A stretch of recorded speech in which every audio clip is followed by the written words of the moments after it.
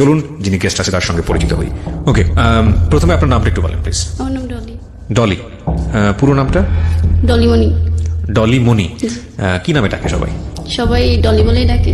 মনি বলেও ডাকে না, মনি শুধু আমার ভালোবাসার মানুষ ডাকে। আচ্ছা ঠিক আছে। তো ডলি আপনার বয়স কত এখন? এখন 24। 24 বছর বয়স। থাকছেন কোথায়? আমি মাওনা থাকি। মাওনাতে থাকেন। আর ওটা কি আপনার জন্ম জেলা? না, আমার দেশের বাড়ি সিরাজগঞ্জ। সিরাজগঞ্জে। তো 24 বছরের ডলি আজকে এখানে এসছে এবং ডলির কি গল্প সেটা আমরা উদ্ঘাটন করতে চাই। আমি কিছুটা জানি এবং আমার কাছে মনে হয়েছে যে এটা একটা বার্নিং ইস্যু হতে পারে রিসেন্টলি, রাইট নাও। কারণ ফেসবুকে আমরা এরকম ঘটনা অনেক দেখি, হরহামেশাই দেখি। এটা নতুন কিছু না, তবে আবারও একবার নতুন করে মনে করিয়ে দেওয়া দরকার। খুব ইম্পর্টেন্ট একটা গল্প। এবং ডলি, আপনি যেহেতু পরিণত বয়স্ক এবং আপনার যে গল্প সেই জায়গাটা থেকে আপনার ফেস বা আপনার চেহারা সামাজিক যোগাযোগ মাধ্যমে যদি আমরা দেখাই, অনেকেই সেটা নিয়ে বিরূপ মন্তব্য করতে পারে, আপনার জীবনে বিরূপ প্রতিক্রিয়া পড়তে পারে। এটা জেনেও কি আপনি রাজি আছেন যে আপনার ছবি বা আপনার ভিডিও ফেসবুকে বা ইউটিউবে গণযোগাযোগ মাধ্যমে? হ্যাঁ, আমাকে আমার রবিউল ছাড়া অন্য কোনো খারাপ বললে আমার সমস্যা হয় না। মানে আপনার এতে কোনো আপত্তি নাই? না, আমার কোনো আপত্তি নেই। আচ্ছা, তারপরে আপনি সজ্ঞানে স্বেচ্ছায় অনুমতি দিচ্ছেন। ঠিক আছে, ও যেহেতু অনুমতি দিয়েছে, this is a very sensitive episode. প্রিয় শ্রোতা, ও একটা ব্যক্তির নাম নিয়েছে। কেন নিয়েছে আমরা টাচ পেলাম, আমরা শেষ পর্যন্ত গেলে হয়তো জানবো। কোনো কিছু গেস করবেন না, কারণ আমি সবসময় বলি যে একটা বাকি এসে অনুমান করার কোনো উপায় নেই আর একটা বাকি কি করছে। তো ও অনুমতি যেহেতু দিয়েছে, আমরা ফেসবুকে আমার ইউটিউব চ্যানেলে ওনার ছবি এবং ভিডিও পাবলিশ করব। ওকে, শুরু করি আমরা ডলি, একেবারে ছোটবেলা যেখান থেকে আপনার শুরু করার আছে। আমরা 3 বোন, 1 ভাই। আমি সবার ছোট, খুব আদরের আর অনেক দুষ্ট। আপনার কাঁদতে ইচ্ছে করলে আপনি কাঁদবেন, কোনো সমস্যা নাই, লুকানোর কিছু নাই। আমি সবসময় মানুষকে বলি যারা এখানে গল্প বলতে আসেন, 2 থেকে 2.5 ঘন্টা সময় পাওয়া যায় আপনাদের সাথে। আপনার যা করতে ইচ্ছে করে, মনটাকে হালকা করার জন্য যা বলতে ইচ্ছে করে আমাকে বলেন। যখন আপনাকে চেয়ার দিব, তার মানে ইটস ইওর চেয়ার, আপনি বলতে পারেন, কোনো সমস্যা নেই। আমার বাবা 2007 সালে মারা যায়। তারপরে তখন আপনার বয়স কত? তখন আমার বয়স 8-9 বছর। আচ্ছা, তখন আমার বড় বোনের বিয়ে হয়ে যায়। এটাই কি আপনার জীবনের প্রথম দিককার মেমোরি, নাকি তারও আগেও কোনো ঘটনা আছে এগুলো বলার মতো? এখান থেকে। আচ্ছা, কিভাবে মারা গেল বাবা? আমার বাবা অনেক টাকা ঋণ করছিল। আচ্ছা, তারপরে উনি মানে এই ঋণের চিন্তায় স্টপ করে মারা যায় হঠাৎ করে। কয় ভাই বোন ছিলেন আপনারা? আমরা 3 বোন, 1 ভাই। বড় বোনের শুধু বিয়ে দিয়েছিল। আচ্ছা, আর আমরা 2 বোন আর আমার ভাই ছিল। আচ্ছা, ভাই বিয়ে করছিল। আপনার বাবা কি করতো? আমার বাবা ব্যবসা করতো। কিসের ব্যবসা? গরুর ব্যবসা। গরুর ব্যবসা করতো। তো ওই জায়গাটা থেকে বাবা ঋণ করে স্ট্রোক করে মারা যায়। আচ্ছা, তারপর কি হলো? তারপরে অভাব আসে, ভাই ভালো কাজ করে না ঠিক মতো। আর বড় বোনের তো বিয়ে হয়েছে। পরে আমরা 2 বোন থাকি বাড়িতে, আমি অনেক ছোট। পরে আমার মেজো বোন স্কোয়ারে জব নেয়। তারপরে কিছুদিন পর আমিও জব নেওয়ার জন্য চেষ্টা করি, যেভাবে হয়তো 2 বোন চাকরি করলে বাড়ির সংসারটা একটু ভালো মতো চলবে। পরে 2009-এ আমি ঢাকাতে আসি। বাড়িতে তো অনেক অভাব থাকে। ঢাকাতে আসলে আমিও চাকরি নেই, আমার চাকরি হয় না, ছোট বলে কেউ নিতে চায় না। পরে আমার বোন বলে যে আমাদের অনেক অভাব, হাতে পায়ে ধরে আমার চাকরিটাও নিয়ে দেয়। পরে আমার বড় বোন কেউ নিয়ে আসে। পরে আমরা 3 বোন চাকরি করি, খুব ভালোভাবে দিন কাটে তখন আমাদের। পরে আমি 2013 সালে আমার পাশের গ্রামের এক খালা বলে যে ডলিকে তো একটা ছেলে পছন্দ করতেছে, তো ওর তো এখন সুন্দর হয়েছে আগের চেয়ে, তো ওকে বিয়ে দাও। পরে বাড়ি থেকে এটা বলে, আমি জানি না। পরে বাড়িতে একদিন আমাকে নিয়ে যায়, অনেকদিন পর ছুটিতে যাই। পরে ছুটিতে গেলে ওইখান থেকে এসে আমাকে ওই দিন দেখে, মানে আমার যে শাশুড়ি হবে সে আমার চুল দেখে পছন্দ করে ফেলায়। পরে ওই দিন পাকা টাকা করে ফেলায় যে আমার ছেলে যদি বিয়ে করে এই মেয়েকে বিয়ে করবে। আচ্ছা, পরে উনি বাইরে থাকতো। পরে বাইরে থাকতে করে এরকম কথা মতো হইতো। পরে সবকিছু ঠিকঠাক হইলো, আমি চলে আসলাম। পরে আমি বললাম না, আমি এখন বিয়ে করব না, আমি আরো কিছুদিন চাকরি করব। পরে আমার বড় আপু প্রেম করে বিয়ে করে থাকে, এর জন্য এখন আমি সিরিয়ালে থাকি। পরে আমাকে বিয়ে দিয়েবেই। আচ্ছা, আমার মা কথা দিয়ে দেয় যে আমি যদি বেঁচে থাকি তাহলে আপনার ছেলের সাথে আমার মেয়ে বিয়ে দেবো। ছেলে দেশের বাইরে থাকে? হ্যাঁ, দেশের বাইরে থাকে। পরে আমাকে বাড়িতে নিয়ে এসে ওই ছেলেদের বাড়িতে বেড়াইতে নিয়ে যায়, আমরা দেখতে যাব। পরে ওইখানে নিয়ে আমাকে কাবিন করে ফেলায়। আপনি ছেলেকে তখন দেখেন? না না, আমিও দেখিনি। ছেলেটা কোথায় আছে? দেশের বাইরে? মালয়েশিয়াতে। আচ্ছা, পরে কাবিন করে ফেলায়। পরে আমি আমাদের বাড়িতে চলে আসার পর আমি ঢাকা চলে আসি তারপরের দিন, যে তোমরা ওকে জোর করে বিয়ে দিছো কেন? পরে আমাকে ওই মারধর করে পরে বলতেছে এই বিয়ে তোমার করতে হবে। পরে ঢাকাতে আসার পর ওই ছেলে আমার ফোন নাম্বার নিয়ে আমার সাথে কথা বলতে চায়। আচ্ছা, পরে কথা বললে আমি ওকে বলি যে দেখেন আমাকে বিয়ে করেন না, আমি এখন বিয়ে করব না, আমি আরো অনেক দেরিতে বিয়ে করব। পরে বলে না, আমার বাড়ি থেকে মা পছন্দ করছে, আমি তোমাকে বিয়ে করব। পরে 14 সালে চলে আসে। চলে আসলে পরে বিয়ে করে আমাকে নিয়ে যায়, পরে 2 মাস থাকার পরে চলে যায়। পরে আমি বলি যে আপনি চলে গেছেন এরকম করে ফ্যামিলিতে, আমরা গরিব, ওরা অনেক ধনী ছিল, তো আমাদের বাড়ি থেকে বেশি টাকা দিতে পারে নাই, 1,20,000 টাকা দিছিল। এটা বলে আমার শাশুড়ি, বলে আমার বাড়ির সাথে আমার চেহারা মেলে না, ফকিরের মতো দেখা যায়। কি বলে এটা? আমার শাশুড়ি আচ্ছা, এরকম কথা সবসময় বলে। আর ওই বাড়িতে কিছু হারাইলেই বলে যে বউ চুরি করে বাপের বাড়ি দিয়ে আইছে। তখন আপনার জামাইয়ের সঙ্গে দেখা হয়নি? আপনি না, জামাই আইছে। আচ্ছা, আসার পরে আমাকে কি তো কথা রেখে চলে গেল আবার। না, কিন্তু আসার পরে কি কথাবার্তা হলো? কেমন লাগলো জামাইয়ের সাথে? না, আমি ওনার সাথে তখন আমার ভালো কথা সম্পর্ক হয় নাই, কারণ আমি তো ওনাকে বিয়ে করবই না। আচ্ছা, আর ওনার অনেক বয়স ছিল হ্যাঁ। তখন ওনার বয়স ছিল 32 বছর। তখন আপনার বয়স কত তখন? আমার বয়স ছিল তখন মনে হয় 20 এরকম হবে। কেমন বিষয়? আপনার কত সালে বিয়ে হয়েছে আপনার? 14 সালে। 14 সালে, আজকে হচ্ছে 19। ওইরকমই বলা চলে। হ্যাঁ, পরিণত বয়স তো ছিলেন মোটামুটি। আচ্ছা, কিন্তু আমি তো ওনাকে বিয়ে করবো না, আমি বলছিলাম। তারপরে উনি বিয়ে করছে কেন? সেটা তো উনি দায়ী না, আমার মনে হয় আপনার মাও অনেকখানি দায়ী। হ্যাঁ, মা তো কথা দিয়ে দিছে, পরে আমি তো ওনাকে না করছি, আচ্ছা, আমাকে বিয়ে করেন না, আপনি নিষেধ করলেই হবে। আচ্ছা আচ্ছা আচ্ছা। পরে উনি চলে যায় এরকম কথা বলে। পরে আমার পাশের বাড়ি কিছু ছেলেরা ছিল, মানে দেবর লাগে সম্পর্ক, ওরা যদি বাসার কাজ দিয়ে যাইতো তাহলে বলতো যে বউ ফোন দিয়ে নিয়ে এসে। বাড়ির বাইরে বের হইলে বলতো যে বউ মনে হয় ওই ছেলের সাথে কথা হয়েছে তাই ওই বাইরে চলে গেছে। এরকম নানান কথা। আমার দেবর ছিল একটা, ও আমাকে মারধর করতো, এত ছেলেদের সাথে কিসের কথা, বাড়ির বাইরে কিসের বের হনো, মানে এরকম। পরে আমি আমার হাজবেন্ডের কাছে সবকিছু বলি। আচ্ছা, যে এরকম। কি নাম ছিল আপনার হাজবেন্ডের? আমার হাজবেন্ডের নাম জ্যোতি। জ্যোতির কাছে সবকিছু বলেন? হ্যাঁ, যে তুমি আসো, এরকম করতেছে, আমাকে বিশ্বাস করে না, তুমি থাকলে আর এরকম সন্দেহ করবে না। আর আমার যখন যেটা লাগে ওইটা তো আমি বারবার চাইতে পারি না, তুমি আমাকে মাসে মাসে টাকা পাঠাবা। বলে যে টাকা পাঠাইতে কি হবে, আমি তো খাওয়ার টাকা বাবার কাছে দিয়েই দিই, তুমি আর টাকা দিয়ে কি করবা? আচ্ছা। পরে এরকম করার পরে আমি একদিন আমার শাশুড়ির একটা কাপড় হারিয়ে গেল। পরে আমাকে বলতেছে যে এই বউ চুরি করছে, চুরি কইরা বাপের বাড়ি দিছে। পরে আমি বলছি যে না, আমি চুরি করি নাই। পরে ওরা কবিরাজ বাড়িতে গেছে, আচ্ছা, চোর ধরবে। পরে কবিরাজ মনে হয় কি বলছিল এটা সে বলে নাই। পরে আমাকে আর ওই দিন কিছু বলে নাই।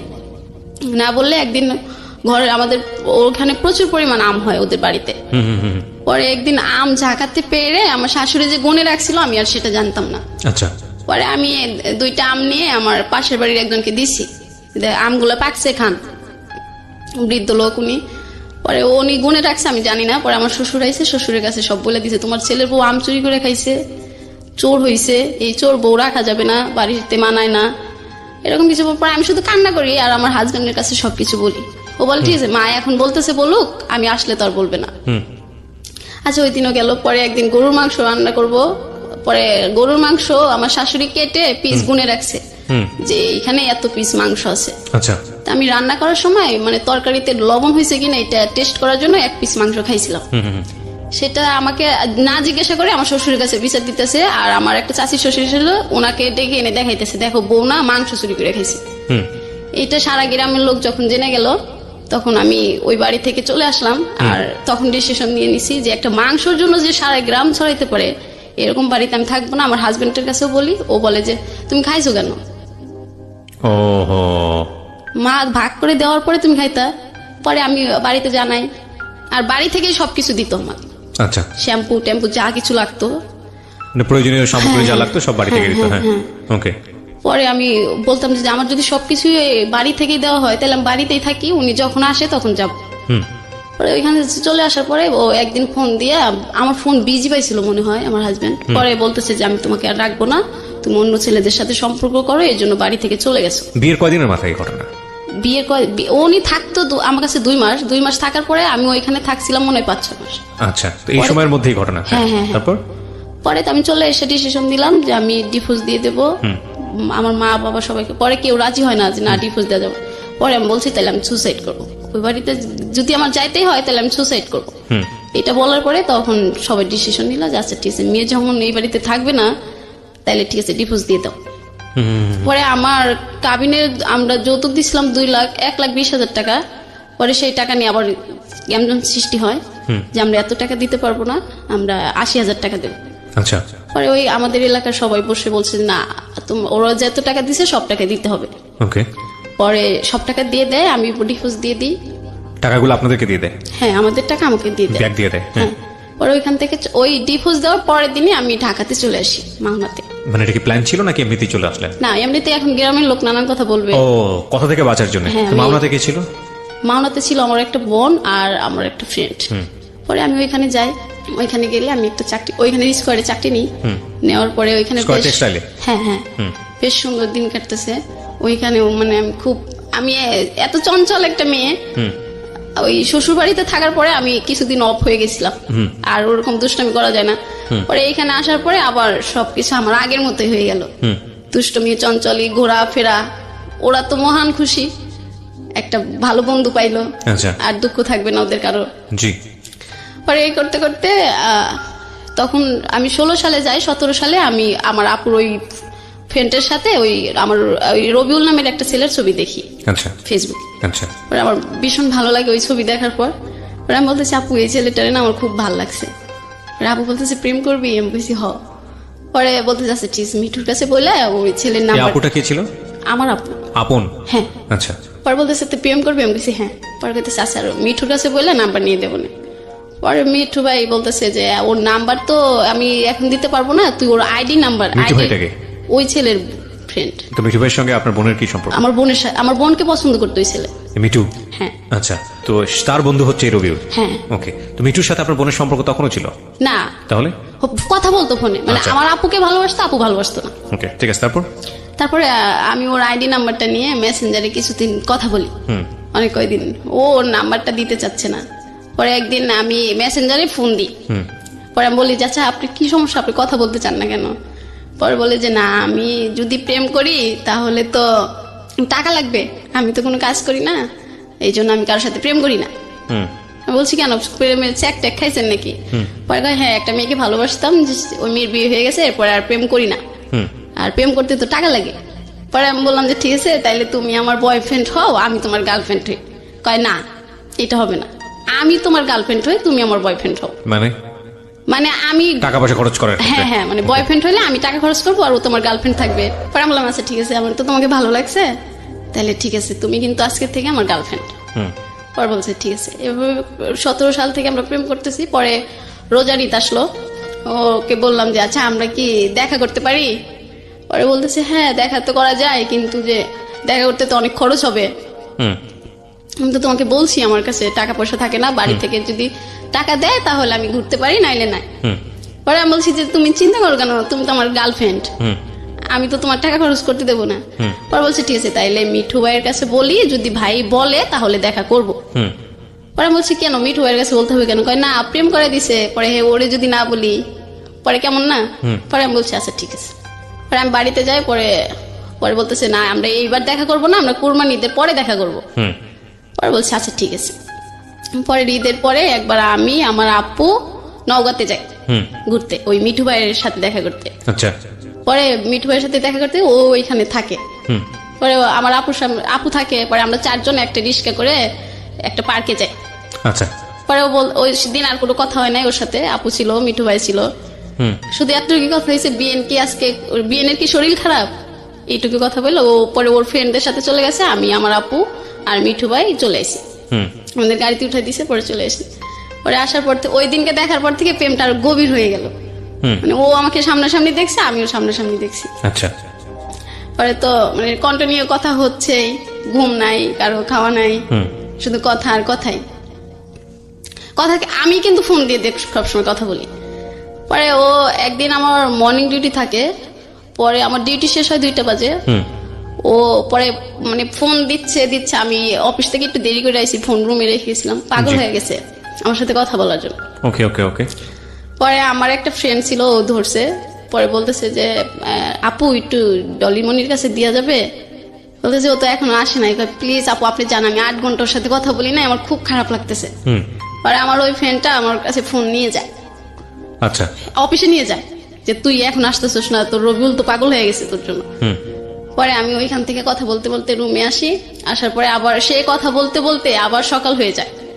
আচ্ছা। আমরা কথা বলতেই থাকি। পরে কথা বলতে বলতে কথা রেখে, ও ফোন রেখে দেওয়ার পরে আমি ইউটিউবে যাই, যা দেখি একটা অপূর্ব নাটক আসছে।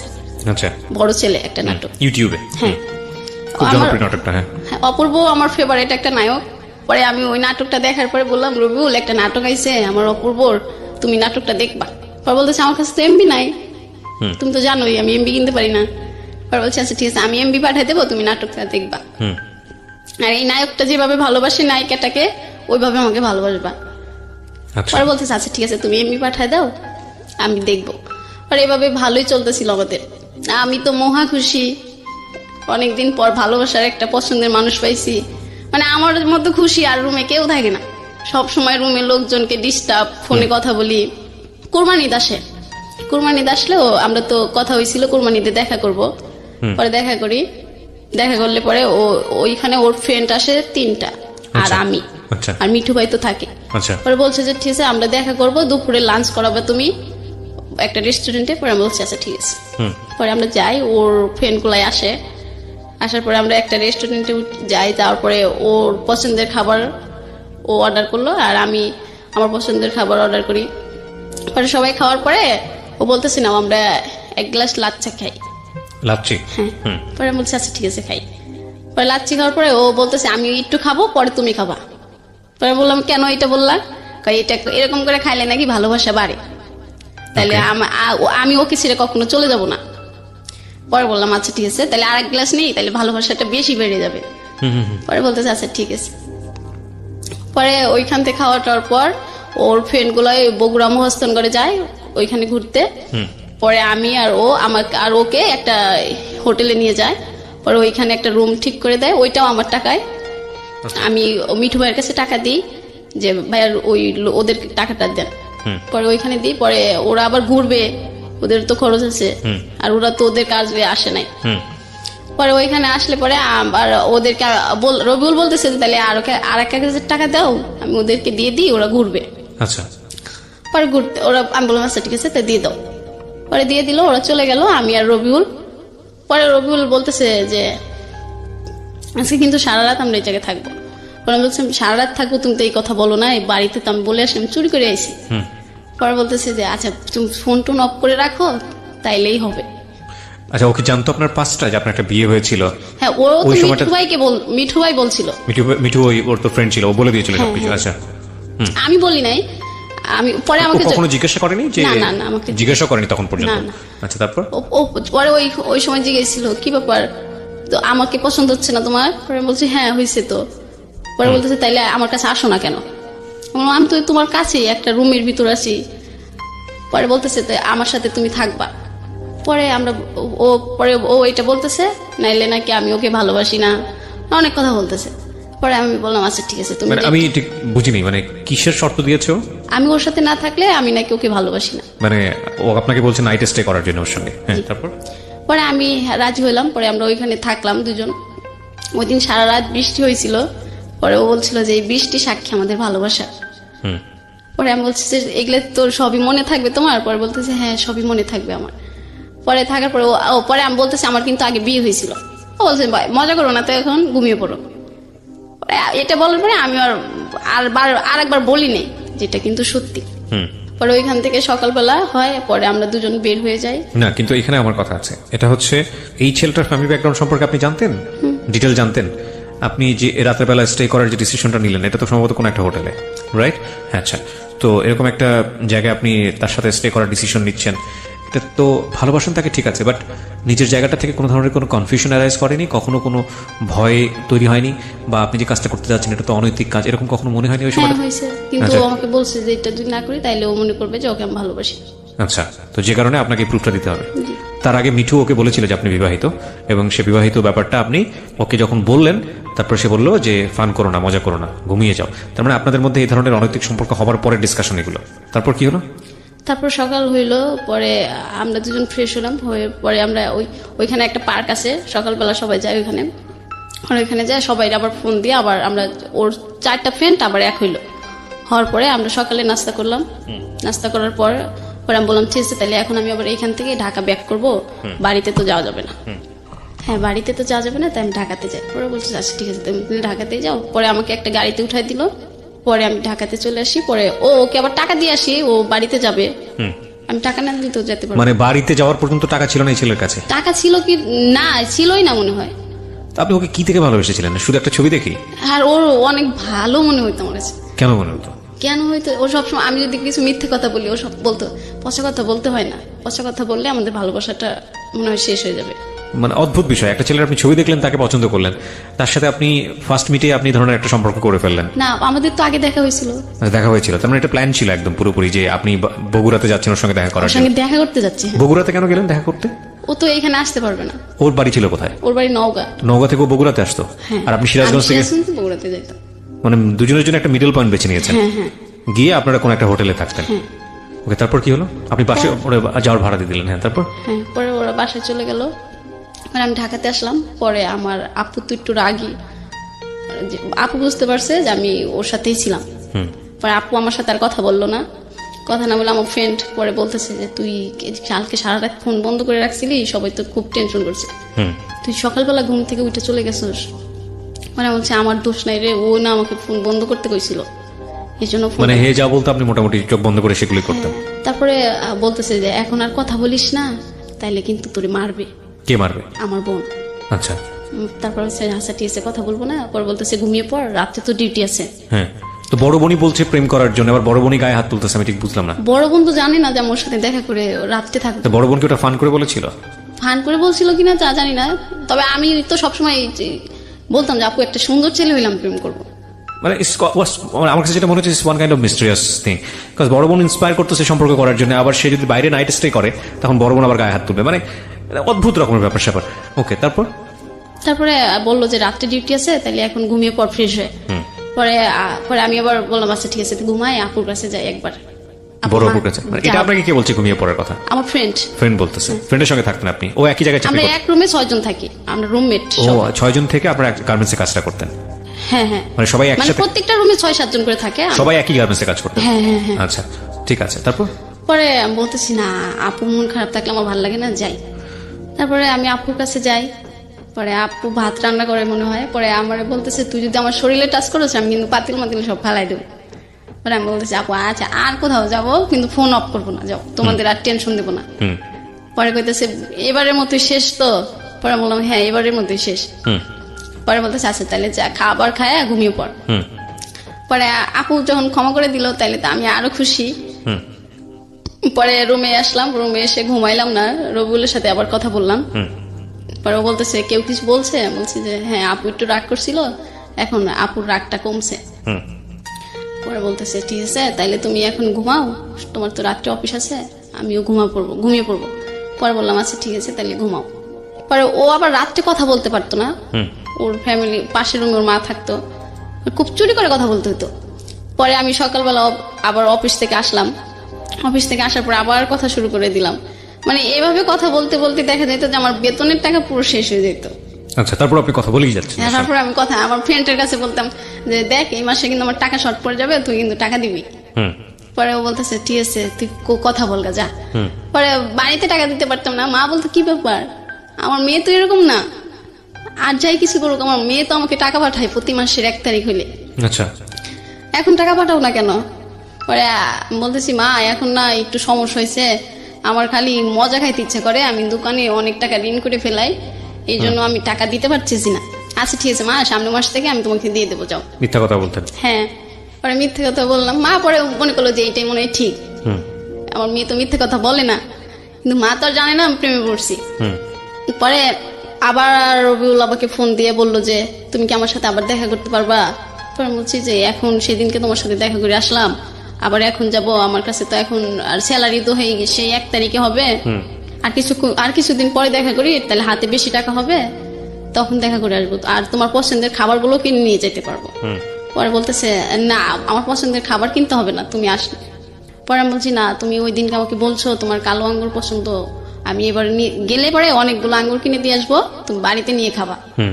পরে বলতেছে তুমি আসবা কি আসবা না, আমি তোমার কাছে আঙ্গুর চাইছি? পরে আমি বলছি আচ্ছা ঠিক আছে আসবো। পরে বলতেছে তোমার অমুক দিন এই টাইমে চলে আসতে হবে। মানে তখন কমেন্ট করছে আসলে? হ্যাঁ। পরে আমি বললাম যে আচ্ছা ঠিক আছে। পরে আমি আমাদের এলাকায় যাই, যাওয়ার পরে আমার এক কাকি থাকে, ওর কাছ থেকে আমি লাভের উপর টাকা নিই। মানে সুদে টাকা নেন? হ্যাঁ হ্যাঁ, সুদে টাকা নেন বয়ফ্রেন্ডের সঙ্গে দেখা করার জন্য? আমার তো তখন স্যালারি তো 30 তারিখে 31 তারিখে হবে। জীবনে কত স্টোরি যে আমাকে শুনতে হবে। ওকে ফাইন, বলেন তারপর। পরে আমি তো চাচিরে বলি যে চাচি আমার তো টাকার দরকার। পরে বলতেছি টাকা দিয়ে তুই কি করবি, তোর তো কয়দিন পর বেতন হবেই। পরে বলতেছি না বেতনের এবার ব্যাংকে কি যেন হয়েছে মনে হয় নেটের সমস্যা হবে। কয় কি জানি আমার ছেলে তো উঠায় ব্যাংকে, তো কোনো নেটের সমস্যা হয় না, তোর খালি সমস্যা হয়। পরে আমি বললাম তুমি দিবা 6,000 টাকা। পরে বলতেছে যা নিয়ে যা। আপনার স্যালারি কত ছিল এই সময়? আমি যখন রবিউলের সাথে সম্পর্ক করতাম যে সময় আপনি ঋণ নিতেছেন? হ্যাঁ, তখন আমার স্যালারি ছিল 7,000 টাকা। আপনি 6,000 টাকা ঋণ নিলেন? 6,000 টাকা নিলাম, মাসে 1 তারিখ হইলে আবার 6,000 টাকা লাভ দিতে হবে, আবার ওই 600 টাকা লাভ দিতে হবে, আর 6,000 টাকা ফেরত দিতে হবে। আপনার চিন্তাও হয়নি যে মাস কিভাবে না, চলবে? আমি তো খুব খুশি রবিউলের সাথে দেখা হবে। ও যে খুশি খুশি মন নিয়ে বলছে না, এটা আপনাদের একটু দেখা উচিত ওকে, যে মানুষ কি হতে পারে মানে প্রেমে পড়লে। এটাকে প্রেম বলবো না কি বলে এটাকে আমি ঠিক জানি না। যাই হোক, আমার বলার জায়গাটা অনেক পরে আসবে। তবে আপনারা যদি ভিডিওটা দেখতে চান, আপনারা আমার পার্সোনাল যে ইউটিউব চ্যানেল আছে সেখানে আসবেন, www.youtube.com/RJKibriya FM, RJKEBRIA FM, গিয়ে চ্যানেলটিতে আপনি সাবস্ক্রাইব করবেন। ওনার ভিডিও আমি দিয়ে দিয়েছি। ওকে, বলেন তারপর। পরে আমি টাকা নিয়ে ওইখান থেকে আবার আমার ভাইয়ের মেয়ের সাথে দেখা হয়। পরে বলতেছে তুমি বাড়িতে না যে এখানে কি করতেছো, যারাও দাদির কাছে গোয়া দি তুমি বাড়িতে আইসো। আমি বলতেছি ও কি তোমাকে আমি টাকা দেবো, কিন্তু মার কাছে বললো না আমি বাড়িতে আইসি। পরে কইতেছে তাহলে ঘরের বাড়িতে আসো। পরে আমি বাড়িতে যাই, শুধু 1 গ্লাস পানি খাই আবার চলে আসে, যে মা আসলে তো আমাকে আর যেতে দেবে না, মা না আসার আগে আমার পলাইতে হবে। মা নানির বাড়ি ছিল। পরে আমি ওইখান থেকে টাকা 6,000 নিয়ে চলে আসি। আচ্ছা। আবার সিরাজগঞ্জ আসি ওইখান থেকে বগুড়াতে যাওয়ার জন্য। আচ্ছা। পরে ওর জন্য অনেক কিছু কিনি, আপেল কিনি, কালো আঙ্গুর গুলো কিনি, তারপর কমলা থাকে। পরে ও সিগারেট খাইতো না, সেন্টার ফুড খাইতো, আমি ওগুলা কিনে নিই অনেকগুলো। পরে ও টক খাইতে পছন্দ করে, আমি ওই যে বার্মির আচার গুলো থাকে ওগুলা অনেকগুলো কিনে নিয়ে যাই। ওটা আমি সিরাজগঞ্জ থেকে কিনি, কারণ ওর সামনে গেলে যদি না কিনতে দেয়। আচ্ছা। এই জন্য আমি ওইখান থেকে কিনে নিয়ে যাই। পরে ও আমার জন্য ওইখানে দাঁড়া থাকে, আবার সেই মিঠু ভাইকে নিয়ে আসে। পরে আর বলতেছে যে চলো আমরা আজকে 3 জন একসাথে ঘুরবো একটা রিস্কায়। পরে আমি বললাম আচ্ছা ঠিক আছে চলো। পরে এগুলা দেখে মিঠু ভাই বলতেছে তুই কি প্রেমে পড়ছোস না কি করছোস? আমি কই কেন? কই তুই তো দেখতেছোস এখন সবকিছু ওকে দিয়ে দিবি। আর আমি বলছি না, ওকে সবকিছু চাই নাকি যে ওকে সবকিছু দিয়ে দেবো? পরে কইতেছে আচ্ছা দে, এগুলা আমি নিয়ে ঘুরি আর খাই, তুই ওর সাথে প্রেম কর। পরে আমি বলছি ঠিক আছে তাহলে আপনি যান। পরে একটা রিস্কায় আমরা 2 জন যাই, আবার ওই হোটেলটার কাছে যাই। পরে আমি বলতেছি কি ব্যাপারে, এটা তো সেই আগের বার আইছিলাম, এইটা না? হ্যাঁ এইটাই। টাকা দাও তো 1500। পরে আমি বলছি টাকা কি করবা? কয় দাও, তুমি এখানে দাঁড়া থাকো, 1 লিটারের একটা পানির বোতল নাও। পরে আমি ওকে টাকা দিই, ও দাদারে ফোন দেয়, কি বলে তা তো আমি জানি না, মানে জিজ্ঞাসা করছিল যে এখানে কেমনে কি বলবো আমি হোটেল আলাক। পরে ও রুম টুম ঠিক করে আমাকে বলতেছে আচ্ছা ঠিক আছে আসো। পরে আমি কই আমার উপরে একটা ফ্রেন্ড আছে, ও তোমাকে দেখবে। আমি বলছি তুমি তো সবসময় বলো, ও আমাকে সবসময় বলতো আমি নাকি কাক পাখি, কালো তো এই জন্য। তুমি সবসময় আমাকে কাক পাখি বলো, এটা বলে দাও যে আমার কাক পাখি আইছে। পরে না কয় তুমি তো এখন একটু কোকিলের মতো সুন্দর হইতেছো, এই জন্য দেখতে চাইছে। পরে আমি যাই, গেলে পরে ওর ফ্রেন্ড দেখি ওই রুম, ফ্রেন্ড না ওইখানকারই একটা লোক বিছনা টিছনা ঠিক করে দেয় ওইখানে। পরে বলতেছে আমার ফ্রেন্ডকে 200 টাকা দিয়ে দাও তো। আমি কই গেল? পরে কইতেছে যে ও কিছু কিনে নিয়ে এসুক, খাবার টাবার। পরে আমি বলছি আচ্ছা ঠিক আছে, আসলে ওইটা খাবার কেনার না, মানে ওই ছেলেটা ওই বিছনা ঠিক করে দিছে, এর জন্য ওনাকে দিতে হবে। আমি তখন বুঝতে পারলাম, ও যখন পরে আর ফ্রেন্ড খাবার নিয়ে আসলো না তখন বুঝতে পারি। পরে ও বলতেছে যে আসো এখন আজকে আমরা সারা রাত থাকবো। আমি বলছি না, তুমি তোমাকে এটা বলো নাই, তুমি আমাকে মিথ্যে কথা বলে নিয়ে এসো কেন? আমি তোমাকে ভালোবাসি বেশি, যখন যেটা বলো বিশ্বাস করি, এর জন্য। কহে না তুমি বিশ্বাস করো সেটা তো আমি জানি। আচ্ছা ঠিক আছে, আজকে সারা রাত থাকতে হবে না, আমরা আজকে 2 ঘন্টা থাকলেই হবে। ওরা বলছে তুমি অসুস্থ, তারপরে দেখা করতে চাইছো, আমি এর জন্য আইছি, তুমি অসুস্থ দেখতে আইছি। বলতেছে না ওইটা মিথ্যে কথা বলছি, আমার অসুখ না। পরে আমি বলছি আচ্ছা ঠিক আছে, আজকের থাকাই কিন্তু তোমার সাথে আমার শেষ থাকা। পরে বলতেছে তুমি এই কথা বললে কেন? পরে ও এমন অভিনয় করতেছে, মানে ও আমাকে এত ভালোবাসে যা আমি, মানে আমাকে আমার ফ্যামিলির কেউ এত ভালোবাসে না। পরে আমার স্কাপে পিন ছিল, ওইটা দিয়ে ও হাত কাটতে শুরু করতেছে যে তুমি যদি আমার সাথে না থাকো তাইলে কিন্তু আমি দেখো তোমার সামনে কি করি। পরে এটা দেখার পরে আমি বলছি আচ্ছা ঠিক আছে এরকম করো না, কিন্তু আজকের থাকাই কিন্তু তোমার সাথে আমার শেষ থাকা, আর কখনো বলবা না আসলে দেখা করব, কিন্তু আমরা এই ধরনের সম্পর্ক করবো না। পরে বলতেছে আচ্ছা ঠিক আছে। পরে ওইখানে থাকার পরে ওইখানে মনে 3-4 ঘন্টা থাকলাম। পরে মা আমাকে ফোন দিল যে কি ব্যাপার, তুমি নাকি বাড়িতে আইছিলা, কই গেছো? পরে আমি বলছি আমার একটা ফ্রেন্ডের বাসায় আইছি, একটু দরকারে আমি আসতেছি। পরে ও বলতেছে ফোন অফ করতে বলছি না, আমি কই না আজকে ফোন অফ করবো না, আমি বাড়িতে চলে যাব, আজকে থাকবো না। পরে এটা বলার পরে বলতেছে যাও, এই যে তুমি যে চলে যাচ্ছ এটা যাওয়ার পরে 10 বার ভাববা। পরে আমি বলছি আচ্ছা ঠিক আছে, ভাবলে ভাববো, তুমি আমাকে গাড়িতে উঠাই দাও। পরে পরে ওইখান থেকে নামার পরে ও বলতেছে জানো আমার না অনেক ডাব খাইতে ইচ্ছা করতেছে। পরে বলছি তো খাও, কয় টাকা দাও। পরে আমি কই ও তোমার কাছে তো টাকা নাই। পরে 2টা ডাব কিনি, ওই মিঠু ভাইয়ের দিয়ে একটা, ও খায় একটা। ও আমাকে বলে না যে তুমি খাবা। ওর বাড়ি কোথায় যেন ছিল? বাড়ি নওগাঁ। পুরো নওগাঁর দুর্নাম হয়ে যাচ্ছে আজকে, আমি সরি টু সে। ওকে। পরে আমি ওইখান থেকে গাড়িতে উঠি। পরে ও বলতেছে যে চলে যাচ্ছ, আমাকে হ্যাঁ। পরে বলতেছে চলে যাওয়ার আগে কি যেন দেও, তুমি ওইটা দিবা না। পরে আমি ও হো সরি আচ্ছা ঠিক আছে, তাহলে কয় টাকা দেবো? পরে বলতেছে আচ্ছা 100 টাকা দাও, তাই ট্রেনে যাবো আজকে, ট্রেনে বেশি টাকা লাগবে না। পরে বলছে আচ্ছা ঠিক আছে নাও। পরে বলতেছে তুমি যায় ফোন দিও, আমার ফোনে কিন্তু টাকা নেই। পরে আমি বলছি আচ্ছা ঠিক আছে, আমি বাড়িতে যাই, যদি আমি দোকান খোলা পাই তাহলে আমার ফোনেও লোড দেবো, তোমাকেও লোড দিয়ে দেবো। পরে বলছে আচ্ছা ঠিক আছে যাও। পরে ওইখান থেকে আসার পরে বাড়িতে আসলাম, মা তো সেই রকম মানে বকা রেডি করে বসে আছে, মানে আমি আসা মাত্রই শুরু করবে। পরে আমি একটা বাড়িতে আসতে আসতে আমার ওই দিনকে রাত 9টা-10টা বেজে যায়। পরে পাশের বাড়ির একটা দাদিকে নিয়ে ঘরের ভিতর ঢুকি, আচ্ছা, যে দাদি থাকলে আর মা বকবে না। পরে আমি নিয়ে গেলাম দাদিকে। পরে বলতেছে যে কই গেছিলি? পরে আমি বলছি যে আমার একটা ফ্রেন্ডের বাসায়। পরে বলতেছে আর কোনোদিন যাবি, এত রাত পর্যন্ত থাকবি? পরে বলছি না, এই একটা কাজ ছিল তো এর জন্য, আর তো থাকবো না। পরে মা বলতেছে ঠিক আছে খায় দেয়, ঘুমায় পড়ার, কালকে বাড়ির বাইরে বের হবি না। পরে আমি বলছি আচ্ছা ঠিক আছে। পরে তো ওই রুমে শুয়ে থেকে ওর সাথে কথা বলতেছি, মা তো বুঝতে পারছে যে ফোনে কথা বলি। পরে বলতেছে কি ব্যাপার, এত রাতে কার সাথে কথা বলা হয়? পরে আমার ভাইয়ের মেয়ে ছোটটা, ও বলতেছে দাদি তোমার মেয়ে না প্রেম করে জানো? প্রেম করে মানে? ওই যে খালি রবিউল করে। এই রবিউল আঙ্কেলটা যে কেডা দাদি, এইটা তো আমি বুঝতে পারলাম না। ওকে। পরে মা একদিন কইতেছে দেখি তো রবিউল কোন রাজপুত্র, তুই তার জন্য সবকিছু করে হেঁটতেছস। পরে মাক দেখায়, আমার ভাই মানে সবাই দেখে, আমার এলাকায় যারা যারা আমাকে বিয়ে দিতে চায় এখন সবাইকে আমি দেখাই যে এই ছেলে ছাড়া আমি কাউকে বিয়ে করবো না। পরে বলে কেন, এই ছেলে আবার তোর এত ভালো হয়ে লেগে গেল কবে থেকে? কিভাবে দেখান? ছবি দেখান? হ্যাঁ ছবি দেখাই। পরে ছবি দেখে সবাই পছন্দ করে ফেলায়, অনেক সুন্দর। পরে সবাই পছন্দ করে বলে আচ্ছা ঠিক আছে তাইলে ছেলেকে বলো বিয়ে। কি করতো? পড়াশোনা করতো ওই সময়? পড়াশোনা শেষ করছে, পরে কিছু করে নাই, বেকার জীবন যাপন করতেছে। আচ্ছা, ফ্যামিলিতে কে কে ছিল ওর? ওর 3 বোনরা আর বাবা মা আর ও। আচ্ছা, ওই বড় ছিল? বোন বড় ছিল, তারপরে ও, পরে আরো 2টা বোন আছে। আচ্ছা, তারপরে আমি তো সবাই দেখাই, সবাই পছন্দ করে, আমি আরো খুশি হয়ে যাই যে আমার আর কোনো সমস্যা নাই। এবার আমি ওকে বিয়ে করে ওই নওগাঁতে থাকবো খুব সুখে, আর নওগাঁর মানুষ যেভাবে কথা বলে ওইভাবে কথা বলবো। আমি আগে থেকে ওর কাছ থেকে শিখতে চাইতাম, ও বলতো না নওগাঁর কথা তোমার শিখতে হবে না। পরে মাকে বলতাম মা আমি কিন্তু নওগাঁতেই থাকবো, তুমি আমার জন্য সবকিছু করে করে প্রতিদিন পাঠায় দিবা। পরে বলতেছে দেখ তোর রবিউল তোরে কি বলে, মানে যেই কেউ বলতো আমার রবিউল বলেই সবাই ওকে বলতো। পরে আমি ওই বাড়ি থেকে আবার ঢাকাতে চলে আসি, আমার ছুটি শেষ হয়ে যায়।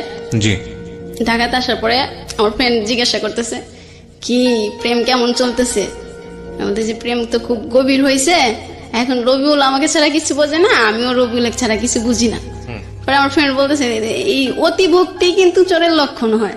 পরে আমি বলছি যে এরকম কথা যদি তুই বলস তোর সাথে কিন্তু আমি কথা বলবো না।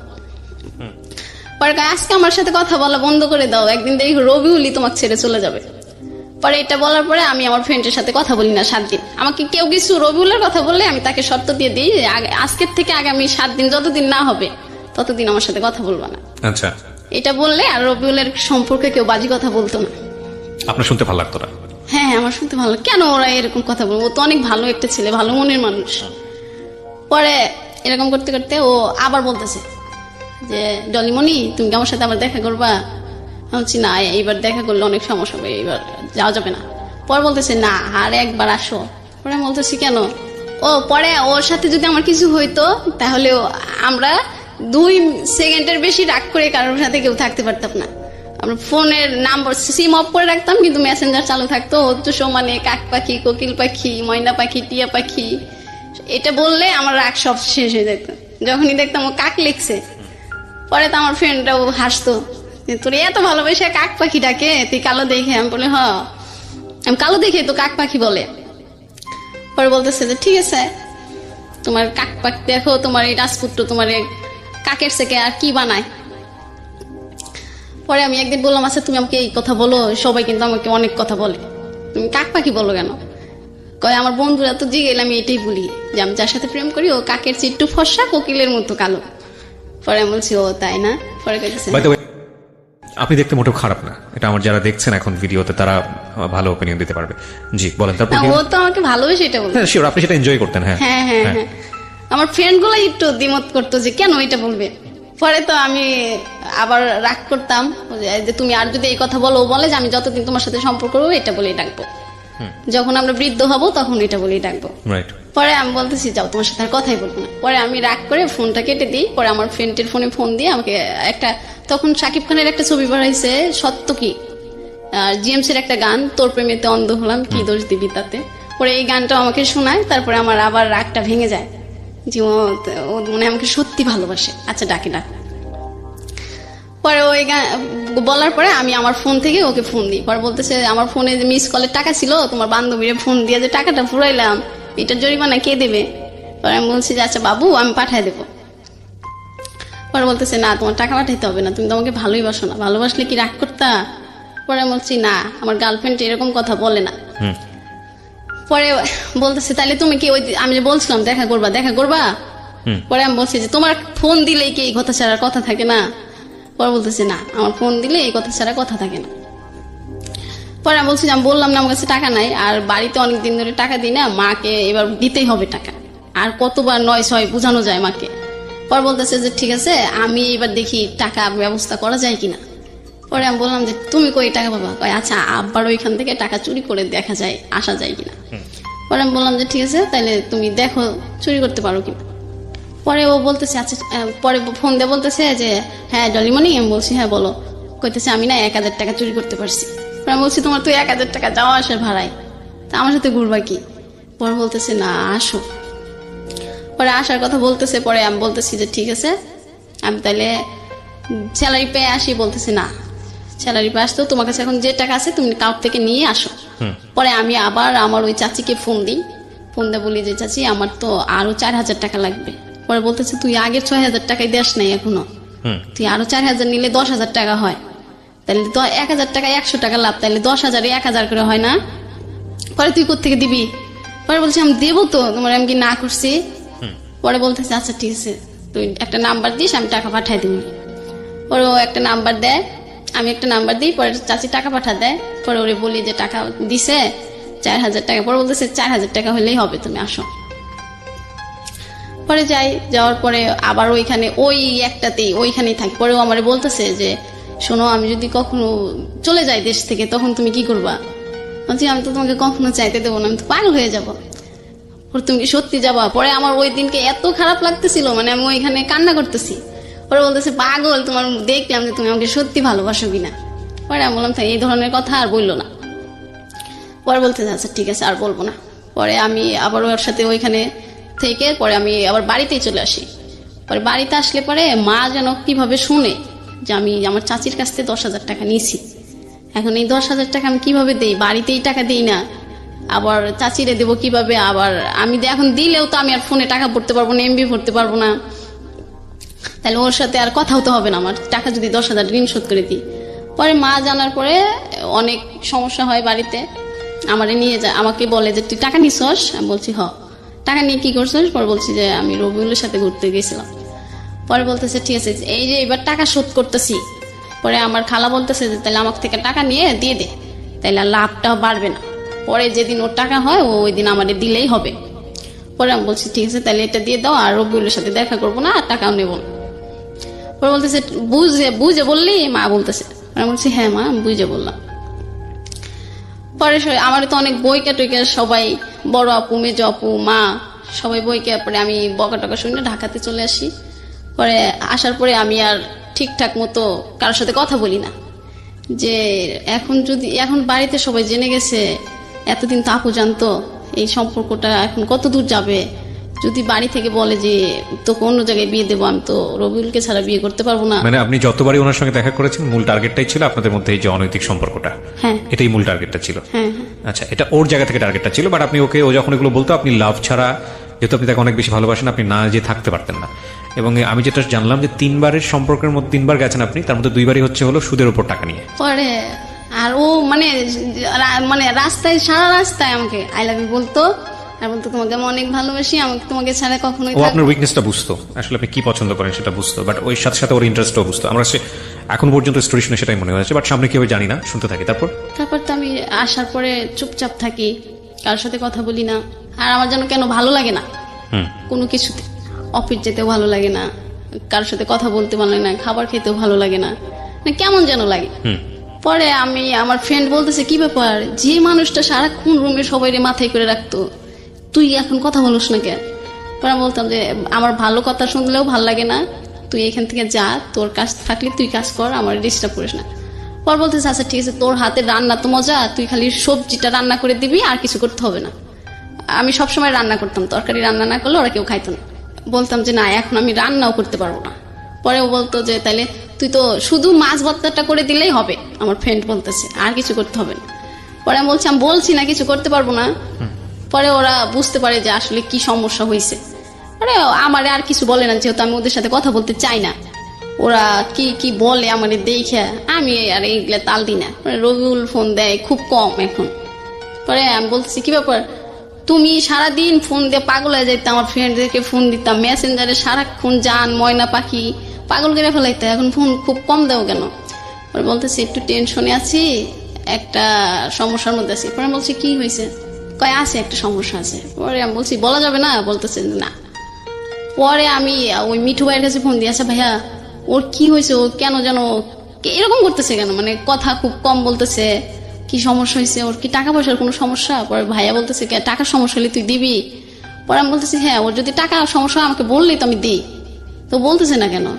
পরে কইতেছে যে তাহলে তুই ঠিক আছে, তুই ব্যাংক থেকে তোর যত টাকা আছে সব উঠায় ওরে দে, তাইলে তো ও খুশি থাকে, তুইও খুশি থাকিস। মানে ও সবাই জানতো যে রবিউল যদি খুশি থাকে তাইলে আমি খুশি থাকি, আর রবিউলের যদি মন খারাপ থাকে তাইলে আমারও মন খারাপ থাকবে। তারপরে কি বের করা গেল, কারণটা কি ছিল মন খারাপ? কারণটা ওপরে আমাকে দাদা বলতেছে যে রবিউল শুনলাম ও নাকি বিদেশ যাবে, হয়তো এটা নিয়ে বাড়িতে কোনো সমস্যা। পরে ও বলতেছে যে আমি বল তুমি কি বিদেশ যাবা? পরে বলতেছে না, আমার বিদেশ ভালো লাগে না, আর আমি তোমাকে ছাড়াও থাকতে পারবো না। আমি বলছি তাহলে তুমি এইসব কথা ওঠে কেন বাড়িতে? পরেও বলতেছে যে বাড়ির সবাই বলতেছে আমাকে বিদেশ পাঠাবে। পরে আমি বলতেছি বাড়ির সবাই, তুমি বাড়ির যেই টাকা দিয়ে বিদেশ যাবা ওই টাকা দিয়ে আর আমার থেকে টাকা নিয়ে তুমি দেশে একটা ব্যবসা করো, পরে তুমি আমাকে বিয়ে করবা, আমি এখানে থাকবো, তুমি বাড়িতে ব্যবসা করে পরে ওই ছোট 2 বোনকে বিয়ে দিয়ে দিবা, ওরা বিয়ে দিয়ে হলে পরে আমি তোমাদের বাড়িতে যাব, তাহলে তো কোনো সমস্যা থাকে না, তোমার বিদেশও যাওয়া লাগে না। পরে বললেন না পাগল, এটা বাড়ি থেকে যদি আমি ব্যবসা করতে চাই তাহলে টাকা দেবে না, আর বিদেশ গেলে তাহলে টাকা দেবে। পরে আমি বলছি না, তোমার বিদেশ যাইতে হবে না, আমি সবসময় বলতাম যে তুমি দেশে থাকো, বাড়ি থেকে যে টাকা দেয় আর বাদ বাকি টাকা আমি দেবো, দিয়ে তুমি ব্যবসা করবা, তারপরে তোমার বন্ধুটার বিয়ে দিবা, তারপরে আমাকে বাড়িতে নিবা, তারপরে আমরা দুজনে একসাথে বৃদ্ধ হব। পরে বলতো যে দেখি বাড়িতে কি বলে। পরে বাড়িতে আমি বললাম যে ঠিক আছে, তাহলে তুমি একদিন আমার সাথে সুমাইয়ার কথা বলাই দিও, ওর ছোট বোনকে বলছিল যে আমি এরকম একটা মেয়ের সাথে কথা বলি, তো ওই মেয়েটা তোর সাথে কথা বলতে চায়। মানে আমি সুমাইয়াকে বলতাম যে তোমার ভাইয়াকে বিদেশ যেতে দিও না, ও যদি বিদেশ চলে যায়, আমি শুনতাম যে বিদেশ গেলে তো অনেক টাকা কামাই করে, মানুষকে ভুলে যায়, তাহলে তো আমাকে ভুলে যাবে, আর ও ভুলে গেলে আমি ওকে ছাড়া থাকতে পারবো না। পরে ওই দিনকে ফোন দেয়, পরে আমি ঘুমিয়েছিলাম, পরে আর ফোন ধরতে পারি নাই। পরে আবার আমি ঘুম থেকে উঠে ফোন দিই, পরে বলতেছে সুমাইয়া তোমার সাথে কথা বলতে চাইলো, তুমি তখন ফোন রিসিভ করো নাই কেন? বলছি আমি ঘুমিয়ে গেছি, তাহলে এখন দাও। কয় না, আমি তো সুযোগ সবসময় সবাইকে দিই না। পরে আমি বলছি তার মানে কি তোমার বিদেশ যাওয়ার ইচ্ছা আছে না? কয় হ, বিদেশ গেলেই তো অনেক টাকা কামাই করা যাবে, আর তারপরে আমরা দুজন সুখে থাকতে পারবো বেশি। পরে বলছি না, আমার বিদেশ যায় সুখে থাকতে হবে না, আমরা দেশে থেকেই সুখে থাকবো। আমি বাড়ি থেকে বলবো, আর বাড়িতে তো সবাই তোমাকে পছন্দ করে, তুমি অনেক সুন্দর, আমিও পছন্দ করি, আর আমাদের বাড়িতে তো সমস্যা নাই, তোমার বাড়িতে সমস্যা হলে তুমি ওটা বলবা বুঝাইয়া। পরে বলছে যে না, আর কোনো কথাই হবে না, আমি দেশের বাইরেই চলে যাব। পরে আমি বলতেছি যে না না তুমি বাইরে যেও না, আমি তোমার পায়ে ধরি, আমি তোমাকে ছাড়া থাকতে পারবো, মানে তোমার একদিন কথা না শুনলে আমি থাকতে পারবো না। আমি এরকম মানে ওর ভালোবাসা ভিক্ষাও চাচ্ছি যে তুমি আমাকে শুধু তোমার ভালোবাসা ভিক্ষে দাও, আর আমি তোমার বাড়িতে কাজের মানুষ হয়ে থাকবো, কিন্তু তাও তুমি আমার ছেড়ে যেও না, আর তুমি বিদেশ গেলে আমার সাথে আর যোগাযোগ করবা না। পরে বলতেছে যে আচ্ছা দেখি, আর পরে বলতেছে যে একদিন আমি তোমার সাথে সারা রাত কথা বলবো। পরে আমি বলছি যে আচ্ছা ঠিক আছে, তাইলে আমি ও বলতেছে যে আমার ফোনে কিন্তু টাকা নাই। পরে আমি ওই দিনকে আমার ফোনে মিনিট ভরে রাখি, 100 টাকায় 300 মিনিট দিত তখন। পরে আমি মিনিট ভরে ওর ফোনের অপেক্ষায় থাকি, ও কখন একটা মিস কল দেবে আমি ফোন দেবো। ওই দিন আমি অফিসেও জানি, আমার রাতের ডিউটি ছিল মনে হয়। পরে আমি অফিস বাদ দিয়ে ওর ফোনের অপেক্ষায় থাকি, ওর তার খবর নাই। পরে আমি পরের দিন সকালে ফোন দিয়ে বলতেছি আমি তো সারা রাত পিকনিক খাইছি, এই জন্য আর তোমাকে ফোন দিতে পারিনি। পরে আমি বলছি আচ্ছা ঠিক আছে, আমি বুঝতে পারছি, কোনো সমস্যা না হলে তুমি এরকম করতাম। পরে বলতেছে তো তুমি তো বুঝতে পারছো। পরে একদিন আমার জন্য কেমন লাগতেছে, দুপুরবেলা শুয়ে আছি। পরে আমার আপু যেন কি রান্না করে নিয়েছিল, পরে ওইটা শুকে আমার বমি চলে আসছে। পরে আপু যেন কি রান্না করছিল, পরে আমার বমি আসে। পরে আমি বাইরে যাই, পরে আমার ফ্রেন্ডটা বসে থাকে বাইরে। পরে বলতেছে কি ব্যাপার ডলিমণি, এরকম করতেছো কেন? পরে আমি বলতেছি কেন জানি রে, এই তরকারিটার গন্ধ ভালো লাগে না আমার, এই জন্য বমিটা আসছে।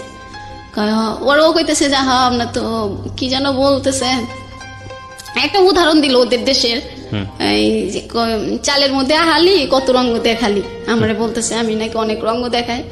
পরে বললাম এর মানে তো বুঝলাম না। পরে বলতেছে আর কত ঢং করে লুকায় রাখা যায়। আমি বললাম তোদের কথা কিন্তু আমি কিছুই বুঝতেছি না।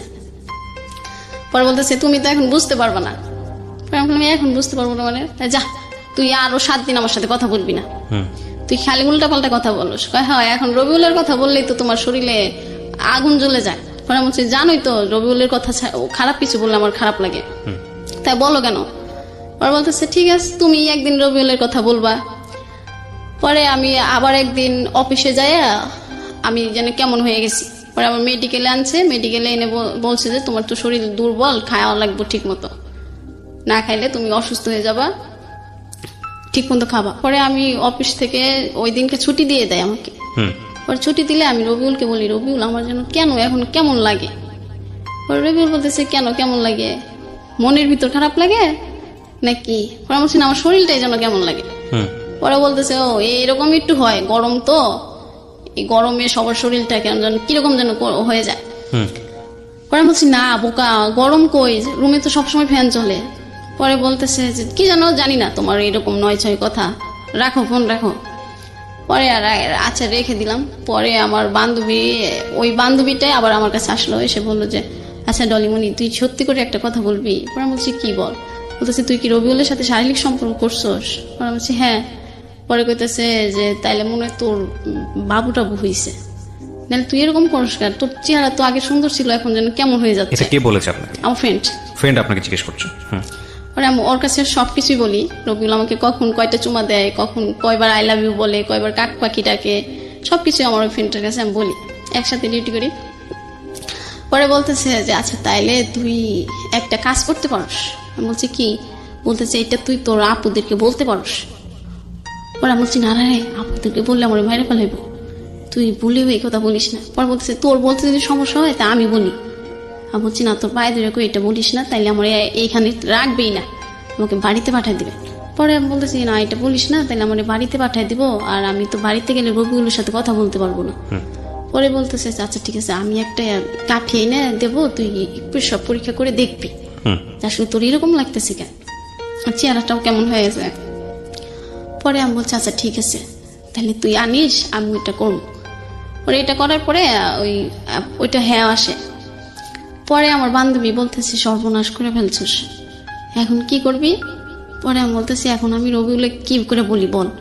পরে বলতেছে আচ্ছা ঠিক আছে আমি রবিউলের কাছে বলবো, আর তুই তোর বড় আপার কাছে চল, আপা যদি রবিউলকে বুঝাইয়া বলে তাহলে মনে হয় রবিউল বুঝবে। পরে আমি রবিউলের কাছে যাই, রবিউলকে বুঝাই যে রবিউল দেখো আমার না এরকম এরকম লাগে। পরে বলতেছে যে তুমি কি মানে একটা বকা দিয়ে বলতেছে যে এইসব পেশা করার জন্য ফোন দাও। পরে আমি বলছি না আমার সত্যি কেমন যেন লাগে। পরে বলতেছে ফোন রাখো, এখন আর ফোন দিবা না। ওর ফোনটা অফ করে দেয়। পরে আর সারা রাত ফোনটা অন করে না।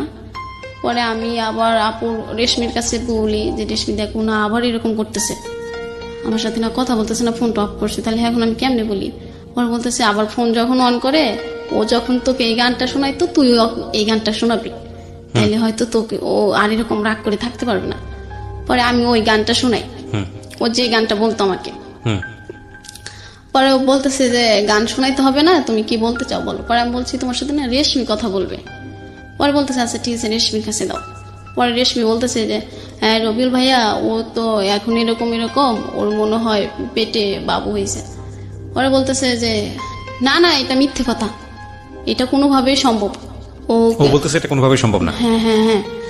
পরে আমি বলতেছি যে সম্ভব না মানে তুমি এটা কি বলতেছো? পরে রেশমি বলতেছে তুই চুপ কর, আমি বুঝাই বললেই বুঝবে। পরে বলতেছে যে আপনার কথা বলা শেষ? পরে বলতেছে যে না শেষ না, আপনি ওই কথাটা আগে শোনেন, আপনি হ্যাঁ না কিছু তো একটা বলবেন, এখন ও কি করবে। পরে বলতেছে এটা সম্ভবই না, এটা হয়ই নাই, ও এরকম নাটক করতেছে। পরে আমি আবার বললাম ফোন দেয়া যে রবুল তুমি বিশ্বাস করতেছো না কেন? পরে কইতেছে যে না এটা কিভাবে বিশ্বাস করবো আমি, আমার জানা মতো তোমার এই মিথ্যে কথা বলতেছো আর তোমার পেটে বাবুটা ভয় নাই। ও ওর জায়গা থেকে এতটা কনফার্ম ছিল কেন? সেটা আমি বলতে পারবো না। কেন আপনি বলতে পারবেন না? আপনি বিবাহিত একজন নারী, কয় মাস সংসার করেছেন এবং আপনি মোটামুটি ম্যাচিউর একটা বয়সের। প্রথম কথা হচ্ছে যে আপনি তো বিষয়গুলো সম্পর্কে জানতেন, কি করলে বাচ্চা আসে, কি করলে এরকম একটা দুর্ঘটনা ঘটতে পারে, ঘটনা বা দুর্ঘটনা আমি ঠিক জানি না, এটাকে কিভাবে বলবো, সেগুলো সম্পর্কে আপনার জানাশোনা ছিল না। এটা তো ফার্স্ট টাইম হয়নি ওর সাথে, আপনারা যাইতেন, আপনারা মিশতেন, সেটা not one time, second time, third time, fourth time আপনারা গেছেন, তো একের পর আগে ঘটনাগুলো হচ্ছে, তার মানে আপনারা সচেতনভাবেই এই সিদ্ধান্তগুলো নিয়েছেন। তো সেখানে আপনি বলতে পারবেন না কেন? মানে আপনারা কিভাবে মিলেছেন যেটার মধ্যে ও কনফার্ম ছিল যে না বাচ্চা আসার সম্ভাবনাই নাই, আর আপনি বলতেছেন যে না আমি জানি না কিছু, মানে বিষয়টা আমি বুঝলাম না। এটার জন্য না বলতো যাতে আমি ওকে বিয়ের প্রেশারটা না দিই, সেটা তো অন্য হিসাব, কিন্তু এগুলোর সাথে তো আসলে বাচ্চা হওয়া না হওয়ার কোনো সম্পর্ক নাই। বাচ্চা যেভাবে হবে সেটা আলটিমেটলি দুজনের মধ্যে এরকম একটা সম্পর্ক হলে এবং সেখানে কিছু সিস্টেমেটিক প্রসিডিউর আছে সাইন্টিফিক্যালি, সেগুলো ঘটনা ঘটলেই সেটা হতে পারে। তো আপনারা তো একবার এই ঘটনা ঘটেনি, আপনাদের মধ্যে বেশ কয়েকবার ঘটেছে, আপনারা দুজন সচেতন ছিলেন না? না আমরা দুজন কোনো ব্যবস্থা নিই নাই। পরে আমি ওকে বলার পরে ও বলতেছে আচ্ছা ঠিক আছে ফোন রাখি। ব্যবস্থা নেননি, তারপর আপনারা রেগুলার এগুলো করেছেন? হ্যাঁ। ও কোনো ব্যবস্থা নেয়নি? ও একবার আমাকে ওষুধ কিনে দিয়েছিল। আপনি খাননি সেটা? না না আমি ওটা খাই। এটা মানে আপনি যে খাননি সেটা ওকে জানানো নেই? না ও পরে জিজ্ঞাসাও করে নাই। তার মানে আপনাদের মধ্যে এই ঘটনা 1 মাস বা 2 মাসের মধ্যে বেশ কয়েকবার হয়েছে, এই যাওয়া আসার ঘটনা, তাই কি? মুখে বলতে হবে? হ্যাঁ হ্যাঁ হ্যাঁ। মানে 2-3 বার যে আপনারা একসাথে হয়েছেন সেটা 1-2 মাসের মধ্যেই নাকি গ্যাপ ছিল? না গ্যাপ 1-2 মাসের মধ্যেই। তারপরে তো ও বলতেছে যে এখন আমি রাখি, এইসব কথা শোনার জন্য ফোন রিসিভ। তো কেন বলতেছে যে এটা সম্ভবই না? আমি তো বুঝলাম এটা তো সম্ভব, এটা কি ওর জানাশোনা ছিল না? ও এটা বলতো, ও বলতেছে যে 2 মাসে 3 মাসে তুমি কিভাবে বুঝলা? আচ্ছা ও বলছে 2 মাসে তুমি কিভাবে বুঝলা? হ্যাঁ 2 মাসে তো বোঝা যায় না, 3 মাসে তো বোঝা যায় না। পরে আমি বলতেছি যে বোঝা যায় না, আমি তো এটা ডক্টরের থেকে এনে পরীক্ষা করছি, এটা হ্যাঁ হয়েছে, তুমি বিশ্বাস করো।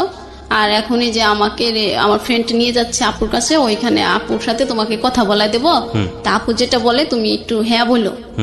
আর এখন তো এইটা হয়েছে যখন, তাহলে তুমি একটা কাজ করো, আমাকে বিয়ে করে রেখে দাও, আমি এখানে থাকবো, তুমি ওইখানেই থাকবা। এটা আপনি ওকে বললেন? হ্যাঁ হ্যাঁ। ও বলতেছে না আমার তো বিয়ে করা এখন সম্ভবই না, আমার বৃদ্ধ বাবা মা আছে, আমার 2টা বোন আছে, ওদের লেখাপড়া শেষ হবে, ভালো ফ্যামিলিতে বিয়ে দেবো, আমার অনেক স্বপ্ন আছে ওদেরকে নিয়ে। পরে বলছে ওদেরকে নিয়ে স্বপ্ন আছে, তোমাকে নিয়ে তোমার কোনো স্বপ্ন নাই। পরে বলতেছে যে আমার স্বপ্নটা পরে আমি বলছি ঠিক আছে তাইলে তোমার যখন ওদেরকে নিয়ে স্বপ্ন, আমি ওদেরকে বিয়ে দিয়ে দেবো, কিন্তু তুমি এখন আমাকে বিয়ে করো প্লিজ। পরে বলতেছে যে আচ্ছা ঠিক আছে আমি তোমার সাথে পরে কথা বলি, আগে মিঠু ভাইয়ের সাথে কথা বলি। পরে মিঠু ভাইকে কথা বললো, মিঠু ভাই বলতেছে যে এখন তাহলে কি করা যায়। পরে আমি আমার আপার কাছে ওইখানে আমার ফ্রেন্ড নিয়ে যায়, আমার মেয়ে জবে তো অলরেডি জেনেই যায়।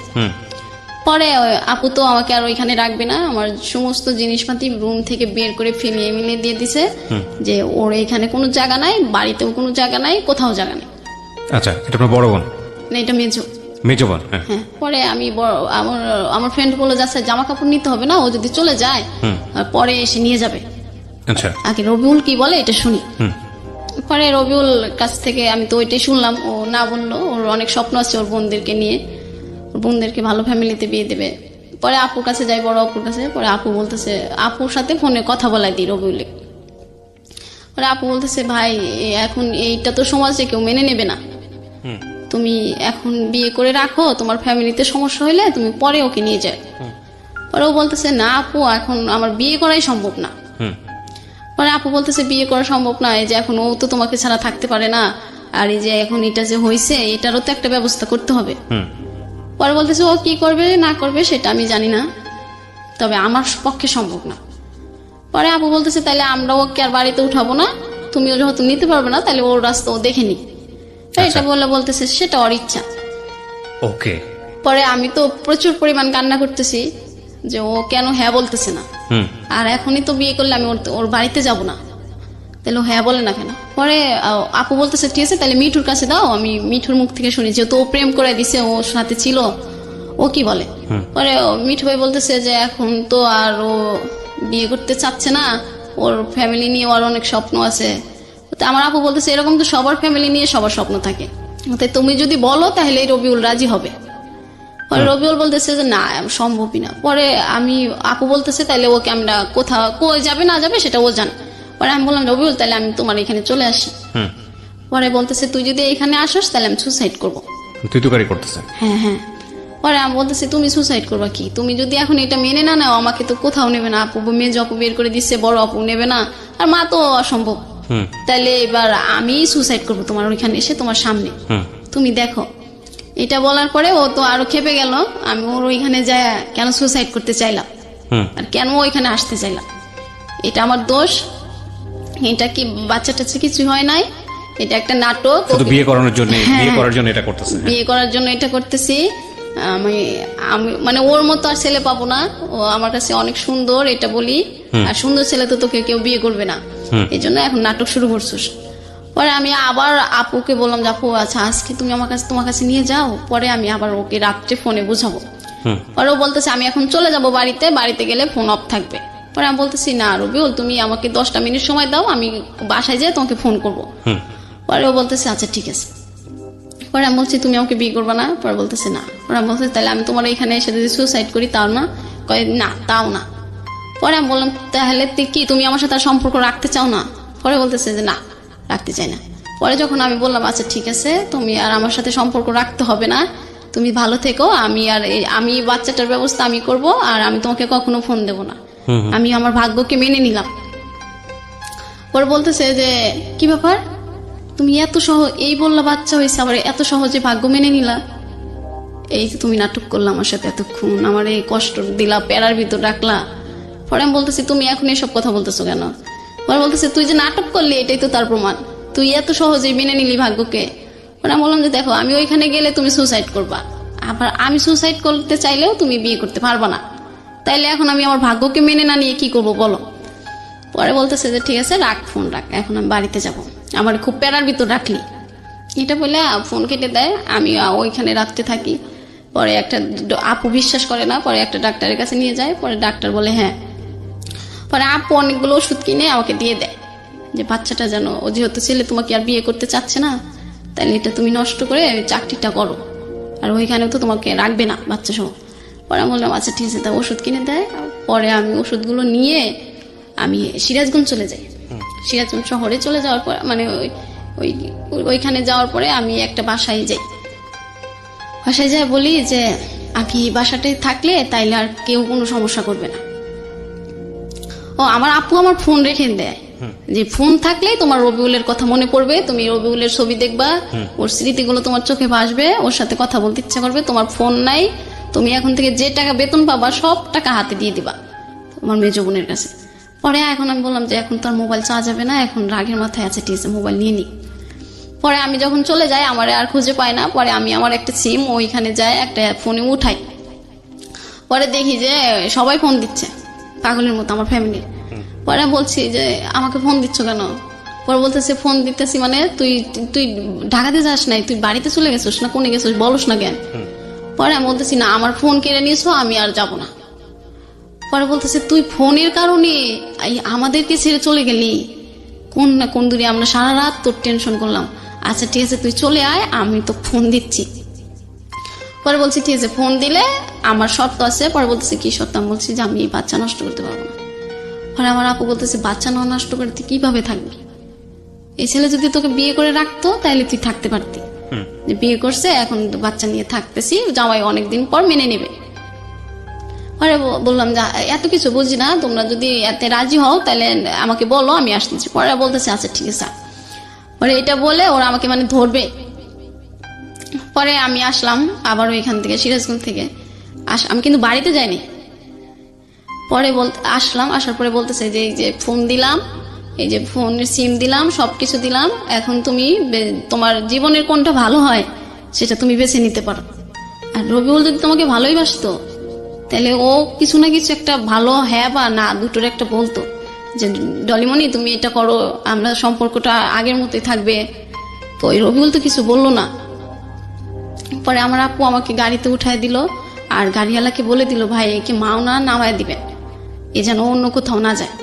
পরে গাড়িওয়ালাটা চলে গেল লোক ডাকতে। পরে আমি আবার গাড়ি থেকে নেমে আবার চলে যাই সিরাজগঞ্জ। ওইখানে গেলে আমাকে যে ওষুধগুলো দিছে ওইটা আমার ফ্রেন্ডটা হোক আপু হোক খাওয়াবে। পরে আমি ওইখানে চলে যাই। পরে আমার একটা ওইখানে ফুফুয়া ছিল, ওইখানে আমি বলি যে ফুফু আমি তোমার এই বাসায় থাকবো এখন। পরে বলতেছে কি তুই জব করবি না? পরে আমি বলছি না, জবটা আর করবো না। পরে বলতেছে আচ্ছা ঠিক আছে তাহলে এখানে থাকতে পারো। পরে আমি বলতেছি যে আর কখনো কিন্তু যাব না, তোমার এখানেই থাকবো। পরে বলতেছে ঠিক আছে তাহলে আমি তোকে বিয়ে দিয়ে দেবো। পরে বলতেছি যে আচ্ছা ঠিক আছে। পরে ওই আমি খাই না তো, কিছু খাইতে ভালো লাগে না, আর খালি ঘুম আসে। আচ্ছা। পরে ফুপু বলতেছে কি ব্যাপার তুই খাস না কেন? তুই যে পরিমাণ চুরি করে খাবার খাইতি, এখন তো সামনে থাকলে তুই খাস না। বাচ্চাটা তখনও পেটে? হ্যাঁ হ্যাঁ। পরে আমি ফুপুরে বললাম যে ফুপু এই ঘটনা, এই ছেলে তো এখন আমাকে বিয়ে করতে চাচ্ছে না। পরে ফুপু বলতেছে আচ্ছা বিয়ে করতে না চাইলে এরও সমাধান আছে, তুই এটা নষ্ট করে ফেল, তাইলে আর আমার এখানে থাকবি, কোনো সমস্যা হবে না। পরে ভালো দেখে আমরা একটা বিয়ে দিয়ে দেবো তোকে। এটা বলার পরে আমি বললাম কি বলে, আমি যার জন্য এখানে চলে আসলাম জব ছেড়ে, সেও বলতেছে বাচ্চা নষ্ট করতে। পরে রবিউল ওই দিন ফোন দিল, ফোন দিয়ে বলতেছে কই তুমি? পরে বললাম যে আমি ফুপুর বাসায় আইছি। কেন? পরে বলতেছে যে আমার ফ্রেন্ড তোমার সাথে কথা বলবে, আজম। পরে বলতেছে যে আমি বললাম যে আজম কি কথা বলবে? তুমি আমি জাগ দিয়ে ভূত ছাড়াবো, সেই তো ভূত, আমি আজমের সাথে কি বলবো? পরে বলতেছে প্লিজ 1 মিনিট কথা বলো। পরে আমি বললাম আচ্ছা ঠিক আছে। পরে আজম বলতেছে যে ডলি তুমি এরকম পাগলামি করতেছো কেন?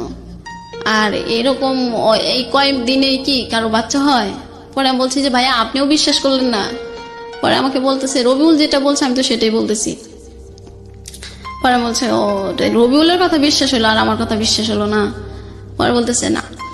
পরে আমি বলতেছি তাইলে ও বলতেছে রবিউল তো একটা চাকরি নেবে, পরে তোমাকে বলি বিয়ে করবে 2-3 মাস পর, এই যে আমার কাছে বললো।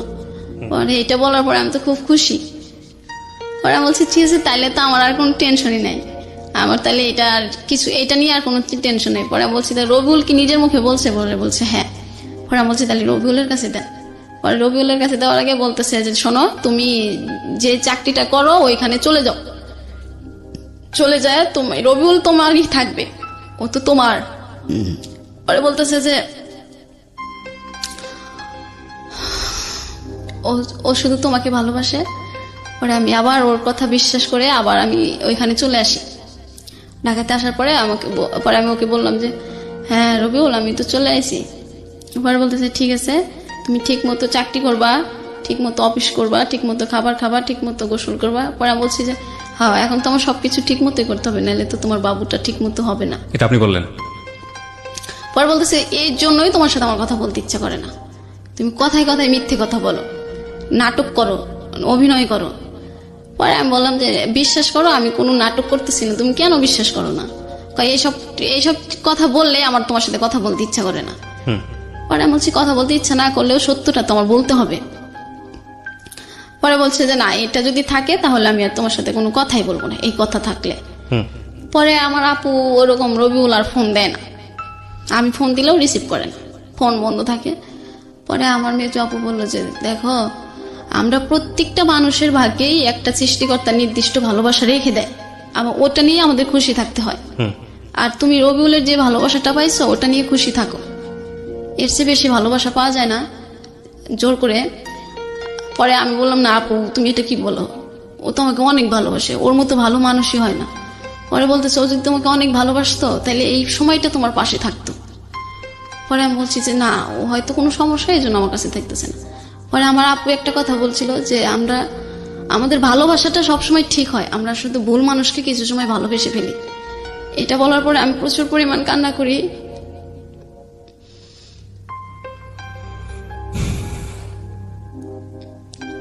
যে আমি যাকে জীবনের সঠিক মানুষ মনে করলাম সে আজকে আমার কাছে ভুল মানুষ হবে, না, এটা হতে পারে না। পরে আমার রুমে সবাই জানে এই বিষয়টা, এখনো জানে যে আমি রবিউলের জন্য পাগল। পরে সবাই বলতেছে আচ্ছা ঠিক আছে, তুমি যখন রবিউলকে ভালোবাসো তুমি বাবুটা নষ্ট করে ফেলো, ও তোমার ভালোবাসা আছে থাকবে, তোমার বাবু আবার হবে ও যখন তোমাকে বিয়ে করবে।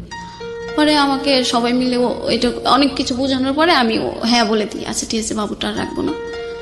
পরে ওর সাথে আর এই বিষয়ে আমার কথা হয় না যে রবিউল আমি বাবুটা নষ্ট করব, ভালো মন্দ, ও তোমাকে নাই করে দিছে, তারপর তো কথাই বল না। পরে আমি নষ্ট করি, মানে ওষুধ খাই, ওষুধ খাওয়ার পরে আমি এত অসুস্থ হয়ে যাই, একদিকে রবিউল কথা বলে না, একদিকে আমি কি এমন একটা মানুষকে ভালোবাসলাম, আমার কষ্টের সময় সে পাশে নাই, আমার এই যে বাচ্চাটা নষ্ট হয়ে যাচ্ছে, মানে নানান কষ্ট আমার চারপাশে মনে হলো তখন।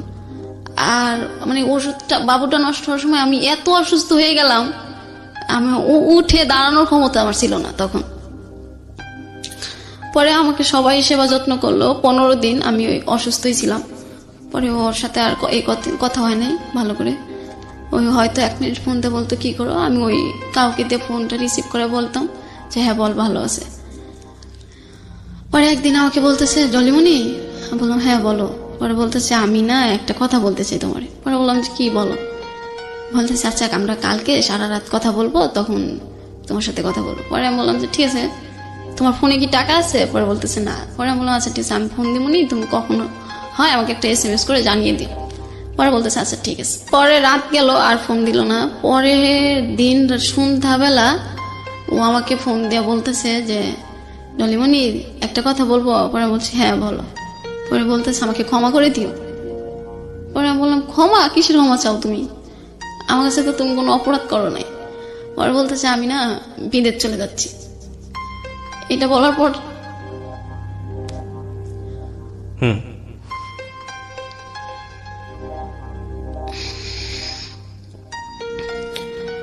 এটা বলার পরে আমি এত পরিমাণ চিৎকার করি, মানে আমার ফ্লোরের সবাই, উপরতলার লোকও চলে আসে, নিচতলার লোকও চলে আসে যে কি হয়েছে।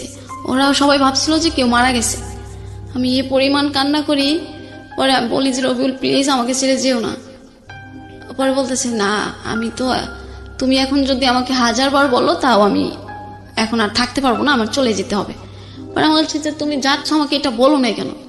এটা যদি আমি বলতাম তাহলে তুমি এয়ারপোর্ট চলে আসতা, আর এয়ারপোর্টে এসে একটা চিনকেট করতে হয়, এটা আমি চাইনি।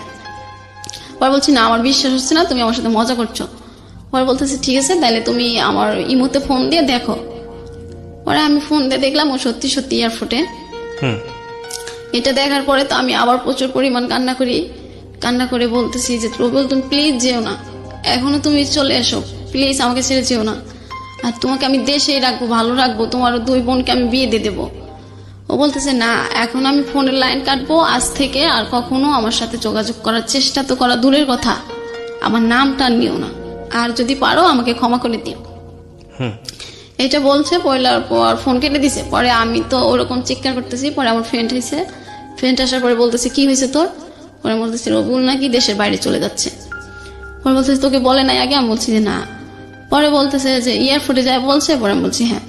পরে আমি আবার ফোন দিয়ে বলতেছি রবিউল তুমি প্লিজ যেও না, এখনো তুমি ওর ভিতরে যাও নাই, তুমি এখনো বাড়িতে চলে যাও। পরে বলতেছে না, আর ফোন দিতে নিষেধ করছি, ফোন দিবা না, আমি শুধু সিমটা অন করে রাখছি, আমি মানে ভিতরে ঢোকার আগে বাড়ির সবার সাথে কথা বলবো। পরে এই বলে ফোনটা কেটে দেয়। পরে আমি আবার ওর একটা ফ্রেন্ডের কাছে ফোন দিই যে ও কি সত্যি চলে যাচ্ছে নাকি কাউকে এয়ারপোর্ট থেকে রিসিভ করতে গেছে। পরে বলতেছে না ওরই তো আজকে ফ্লাইট রাত 12টায়। পরে এটা বলার পরে আমি আবার কান্না শুরু করে দিই। পরে আমি আবার রবিউলে ফোন দিতে থাকি, ও আর ফোন ধরে না, ও বিজি, ওয়েটিং, ও বাড়ির সবার সাথে কথা বলে। যখন বিমানে উঠবে তখন আমাকে ফোন দিয়া বলতেছে যে তুমি তোমার মতো করে ভালো থেকো, আর আমার কথা মনে করো না, আর ভালো ছেলে পেলে বিয়ে করে নিও। এটা বলার পরে আমি বললাম যে না, আমি তোমার অপেক্ষায় থাকবো, তুমি 10 বছর পর হোক 20 বছর পর হোক, যদি কোনো একদিন দেশে আসো তাহলে আমাকে প্লিজ আমার এই নাম্বারটা তোমার জন্য আমি অনন্তকাল রেখে দেবো, যতদিন তুমি বিদেশ থেকে না আসো আমাকে একবার ফোন দিও, আমি তোমার দেখবে সেদিন আমি তোমার অপেক্ষায় আছি। এটা বলার পরে ও বলতেছে ঠিক আছে আমি রেখে দিলাম, আর কখনো কথা হবে না। পরে আমি বললাম ঠিক আছে তুমি যখন আর কথা বলতে চাও না তাইলে ওইখানে যায় 1 মিনিট আমার সাথে ফোনে কথা বললো, তুমি মানে বিদেশ গেছো, আমি তাতেই খুশি থাকবো। পরে এটা বলার পরে ও বলতেছে যে আচ্ছা ঠিক আছে আমি এটা করতে পারি। পরে যায়, গেলে পরে আর তো 2-1 দিন ফোন দেয় না আমাকে, আর আমি শুধু ওর ফ্রেন্ডদেরকে ফোন দিয়ে জিজ্ঞাসা করি রবিউল কি তোমাদেরকে ফোন দিছে? পরে বলতেছে না আমি ও তো আমাদেরকে ফোন দেয় নাই। পরে বললাম ও ফোন দেয় নাই, আমাকেও ফোন দেয় না, তো ওকে একটা তো কিছু জানাবে ও গেছে কি না, ভালো করে কোথায় আছে না আছে। পরে এটা বলার পরে ও হঠাৎ করে তার পরের দিন ফোন দিছে, 2 দিন পর ফোন দিয়ে বলতেছে ডলিমণি। পরে আমি এইটা শুনেই আমি বুঝতে পারি যে এটা আমার রবিউল। পরে বলছি হ্যাঁ রবিউল বলো, আমি তোমার ফোনের অপেক্ষায় আছি। পরে বলতেছে তুমি বুঝলা কেমনি যে এটা আমি? পরে আমি বলতেছি তোমার কণ্ঠ শুনে আমি বুঝতে পারছি এটা তুমি। পরে বলতেছে হ্যাঁ আমি দেশের কারো কথা এখন মনে করব না, এখন আমি শুধু টাকার চিন্তা করব, আর তুমি পারলে আমাকে ভুলে যেও, আমি ভালোভাবে এসেছি। এটাও বলার পরে আমি আবার অসুস্থ হয়ে যাই। একেতে ও চলে যায় আর কথা হয় না, এই এক টেনশন, আর ওর সাথে কথা না বললে তো আমি থাকতেই পারতাম না। আমার বাবুটা নষ্ট করছি এটার এক কষ্ট, আর বাড়িতে সবার কাছে কালারিং হয়েছি এটার এক কষ্ট। এখন আর কেউ ওইভাবে মানে আমার কষ্টের সময় যদি ওদেরকে 1000 বলি তাই ওরা আর ওইভাবে নেয় না যে তুমি এরকম কাজ করছো, এটার কষ্ট তোমারই ভোগ করতে হবে। পরে আবার বেশ কিছুদিন আমি এইভাবেই থাকি, চুপচাপ, কারোর সাথে কথা বলি না, খাবার খুব কম খাই। পরে একদিন আমার আপু বলতেছে যে এখন কি রবিউলের আশায় থাকবি নাকি অন্য কারোকে বিয়ে করার চিন্তা ভাবনা করবি? পরে আমি বলতেছি না, আমি ওকে 10 বছর অপেক্ষা থাকতে আমি বলে দিছি, ও 10 বছর পরে দেশে আসে আমার কাছে আসবে।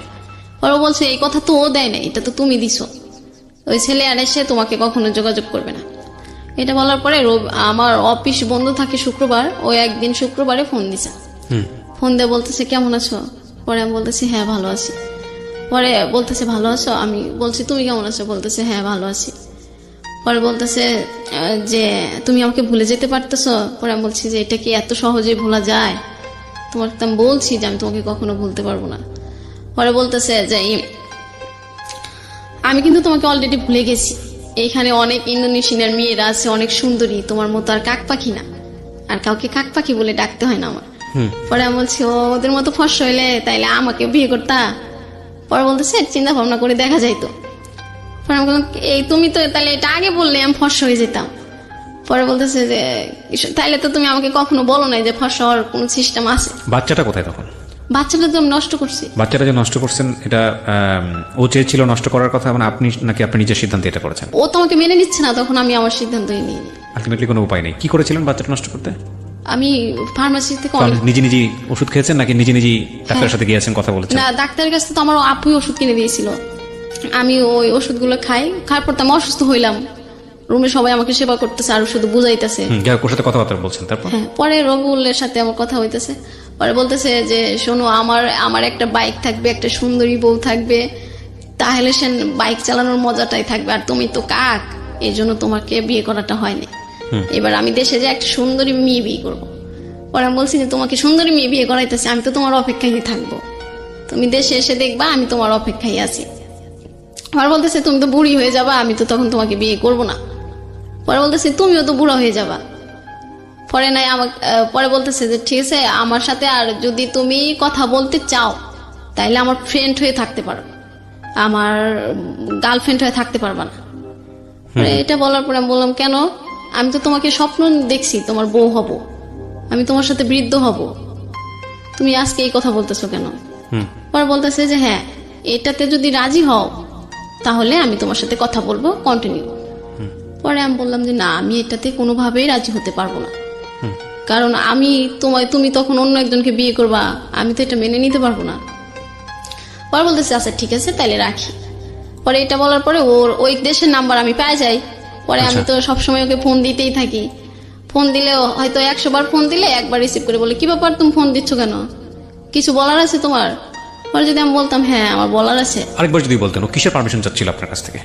আরেকটা মেয়ে বিয়ে করবো এখানে, আপনি মানতে পারবেন নাকি? কি মানতে পারবেন না? ও বলতেছে যে তুমি যদি আমার সাথে ফ্রেন্ড হয়ে থাকতে পারো তাহলে। ও আচ্ছা, মানে আলটিমেটলি ও চাচ্ছে যে না এখন আর কোনো প্রেমের সম্পর্ক না, তুমি আমার সাথে বন্ধুর মতো থাকো। হ্যাঁ, কিন্তু See, আমি finally, তো ওকে নিয়ে স্বপ্ন দেখছি অন্যটা। এখন আমার বন্ধু মানে আমার ভালোবাসার মানুষের বউ হবে অন্য একজন, এটা তো আমি দেখতে পারবো না।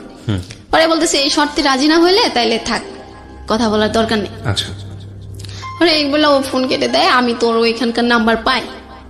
পরে পাওয়ার পরে আমি তো ফোন দিতেই থাকি, ফোন দিলে ও রিসিভ করে না, রিসিভ করলে বলে যে এখন আমি অনেক ব্যস্ত আছি, সারাদিন ডিউটি করছি, এখন ঘুমাবো, এটা করবো সেটা করবো, মানে অনেক নয়ছয় কথা। পরে একদিন ও আমাকে ফোন দিয়ে বলতেছে ডলিমণি একটা কথা বলবো?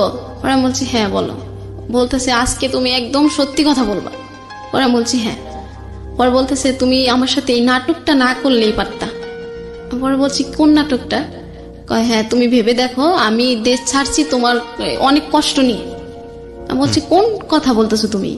পরে বলতেছে যে তুমি যে এটা বলছিলা বাচ্চা হয়েছে আমাকে বিয়ে করো, আমি তো এটা এখনো মেনে নিতে পারি না যে তুমি আমার সাথে এত বড় প্রতারণা করছো।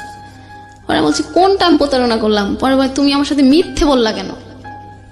এই 2-3 মাসে বাবু হয় আমি তো এটা জানি না। পরে আমি বলছি তুমি তাইলে একটা কাজ করো, দাদার কাছে জিগে, মিঠু ভাইকে জিগেলে মিঠু ভাই বলবে, যেহেতু মিঠু ভাইয়ের বউ আছে তাইলে তুমি ক্লিয়ার হতে পারবা আসলে আমি মিথ্যে বলছি না সত্যি বলছি।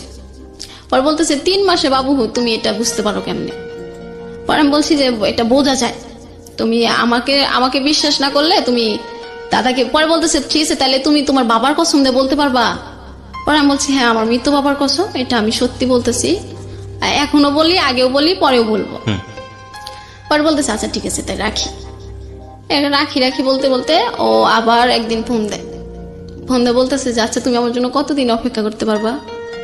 পরে আমি বলছি তুমি যতদিন সুমাইয়া মাসুমা ওদেরকে বিয়ে দিবা, বাড়িতে সুন্দর করে একটা ঘর দিবা, আমি আর তুমি থাকবো, আর একটা ঘর দিবা, মা বাবা থাকবে, ততদিন মানে যতদিন তোমার নিজের পায়ে না দাঁড়ানো হয় ততদিন পর্যন্ত তুমি দেশের বাইরে থাকো, আমি এখানেই থাকবো, তারপরে আমরা দুজন আবার সুখে সংসার করব। পরে বলতেছে যে তাইলে আমি 10 লাখ টাকা গুছাই আর তুমি 10 লাখ গুছাও। পরে আমি বলছি ঠিক আছে আমি তো এখানে 10 বছর চাকরি করি, তুমি বিদেশ থাকো 10 বছর, তাহলে আমাকে এখান থেকে তো 5 লাখ টাকা এমনি দেবে। পরে বলতেছে আচ্ছা ঠিক আছে। এটা বলার পরে আবার একদিন আবার অনেক কয়দিন কথা হয় না। কথা না হইলে আমি তো ফোন দিতে থাকি দেখে ও আমাকে ব্লক করে দেয় ইমোতে। ব্লক করে দেওয়ার পরে আমি আর ওকে খুঁজে পাই না, আমি তো পাগল হয়ে গেলাম। পরে আমার একটা ফ্রেন্ডের ইমোতে ওর নাম্বারটা সেভ করলাম, সেভ করার পরে ওই নাম্বার থেকে ফোন দিলাম, পরে ওই নাম্বারটাও ব্লক করে দেয়, যেটাই দেখে যে আমার কণ্ঠ সেটাই ব্লক করে দেয়।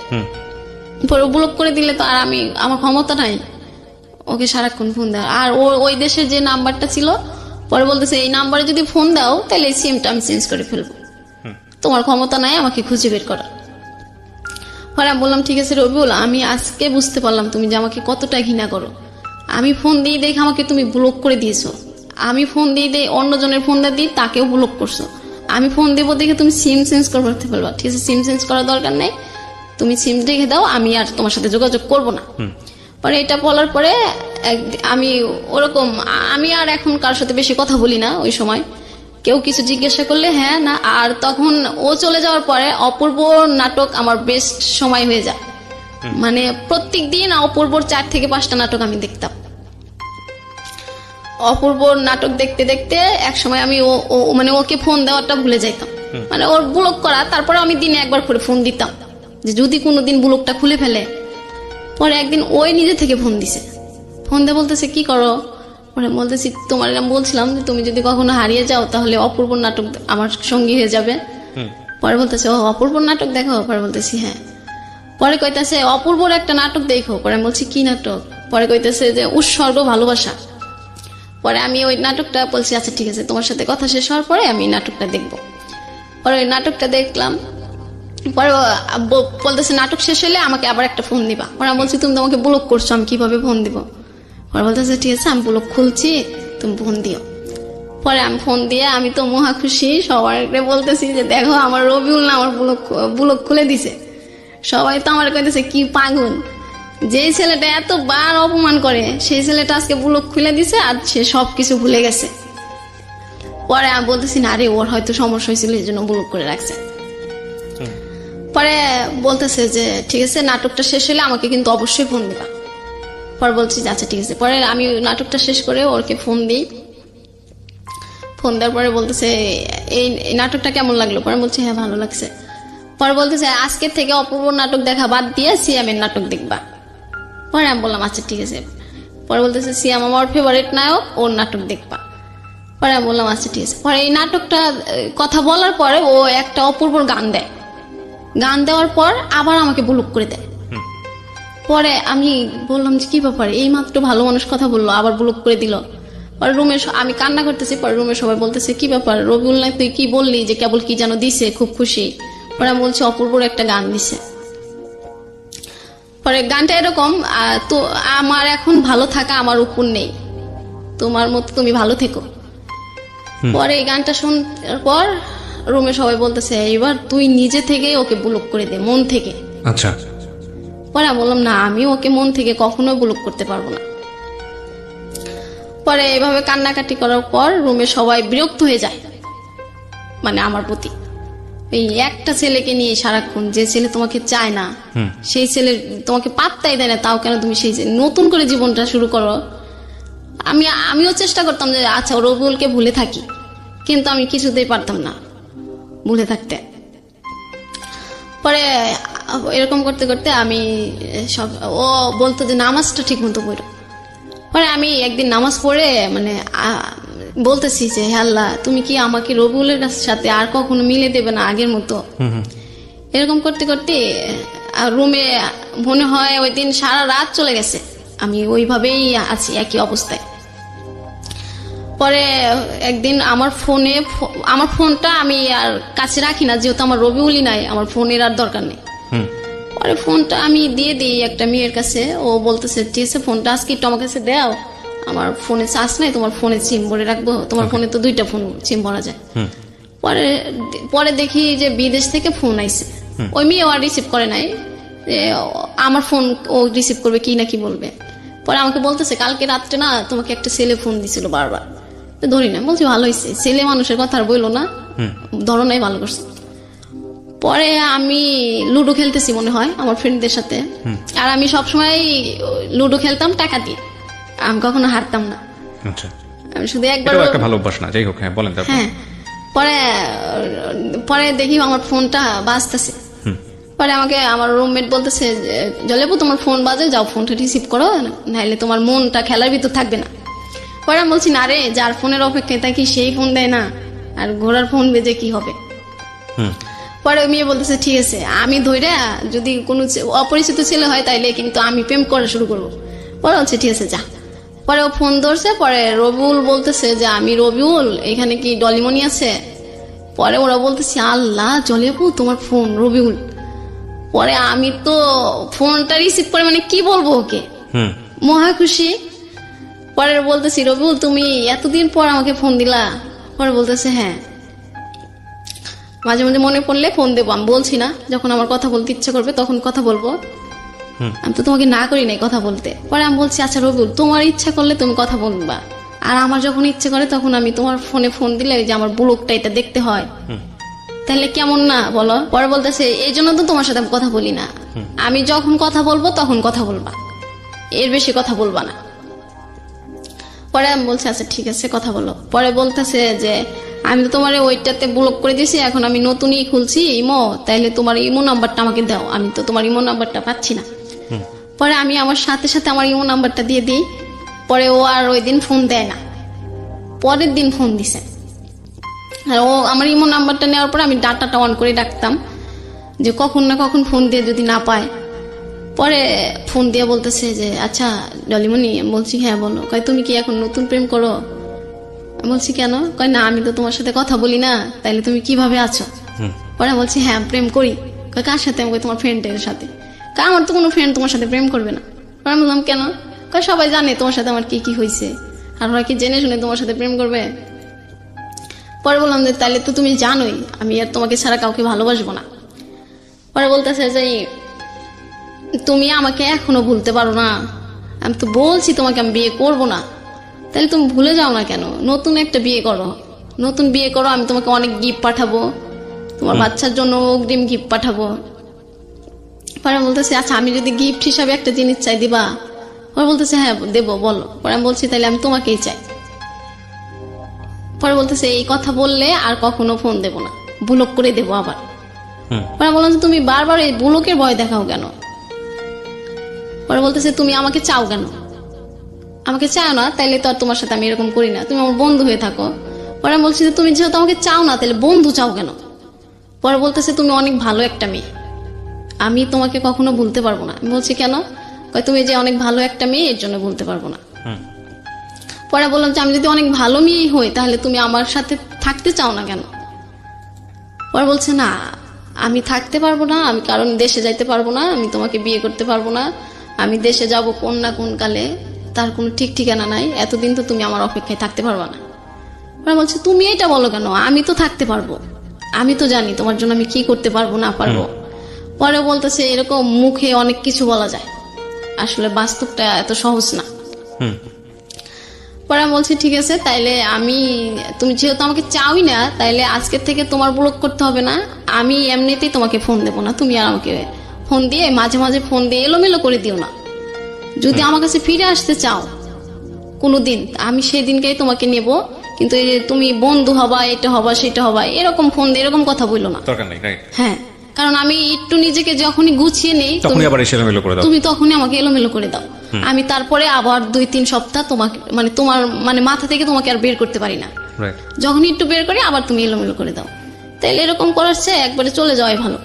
তুমি যাও, সুখে থাকো, আমি এটাই চাই।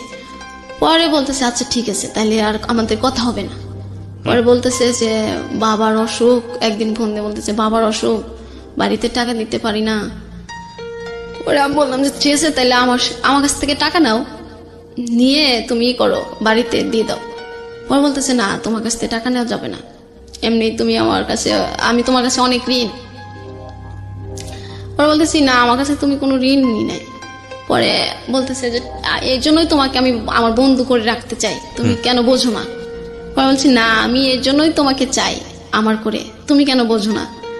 পরে বলতেছে ঠিক আছে এখন রাখি, কাজে যাব, পরে অন্য একদিন কথা হবে। পরে বললাম যে আচ্ছা ঠিক আছে তাই আমি তোমার ফোনের অপেক্ষায় থাকবো, আমি সবসময় ফোন আমার কাছেই রাখি, অফিসে গেলেও বাসায় থাকলেও যেখানে গেলে, যদি হঠাৎ করে রবিউল ফোন দিয়ে আমাকে না পায়। পরে একদিন ফোন দিয়ে বলতেছে যে আমার অফিসে না ঠিক মতো কাজ হয় না, স্যালারিও পাই না, আর যে টাকা স্যালারি পাই ওইটা আমার খাওয়ার জন্যই চলে যায়, বাড়িতে দিতে পারি না, এই মাসে বাড়িতে মাত্র 4,000 টাকা দিছি। আমি বলছি, পরে বলতেছি তাহলে এই কোম্পানিটা চেঞ্জ করে ভালো, অন্য একটাতে যাও। পরে বলতেছে এই কোম্পানি চেঞ্জ করতে আর 3 লাখ টাকা লাগবে, তাইলে সে আমি অন্য কোম্পানিতে যেতে পারবো, স্যালারি পাবো। পরে আমি বলছি ঠিক আছে তাহলে আমি যদি 3 লাখ টাকা দিই তুমি কি এই কোম্পানি চেঞ্জ করবা? মানে আপনি বললেন হইলো ছেলেটাকে? হ্যাঁ, মানে রবিউলকে? ও বাড়িতে টাকা দিতে পারছে না। আচ্ছা। আর মানে বাড়িতে যত তাড়াতাড়ি টাকা পয়সা দিয়ে করতে পারবো তাড়াতাড়ি দেশে চলে আসতে পারবে। পরে বলতেছে হ্যাঁ এটা করা যায়।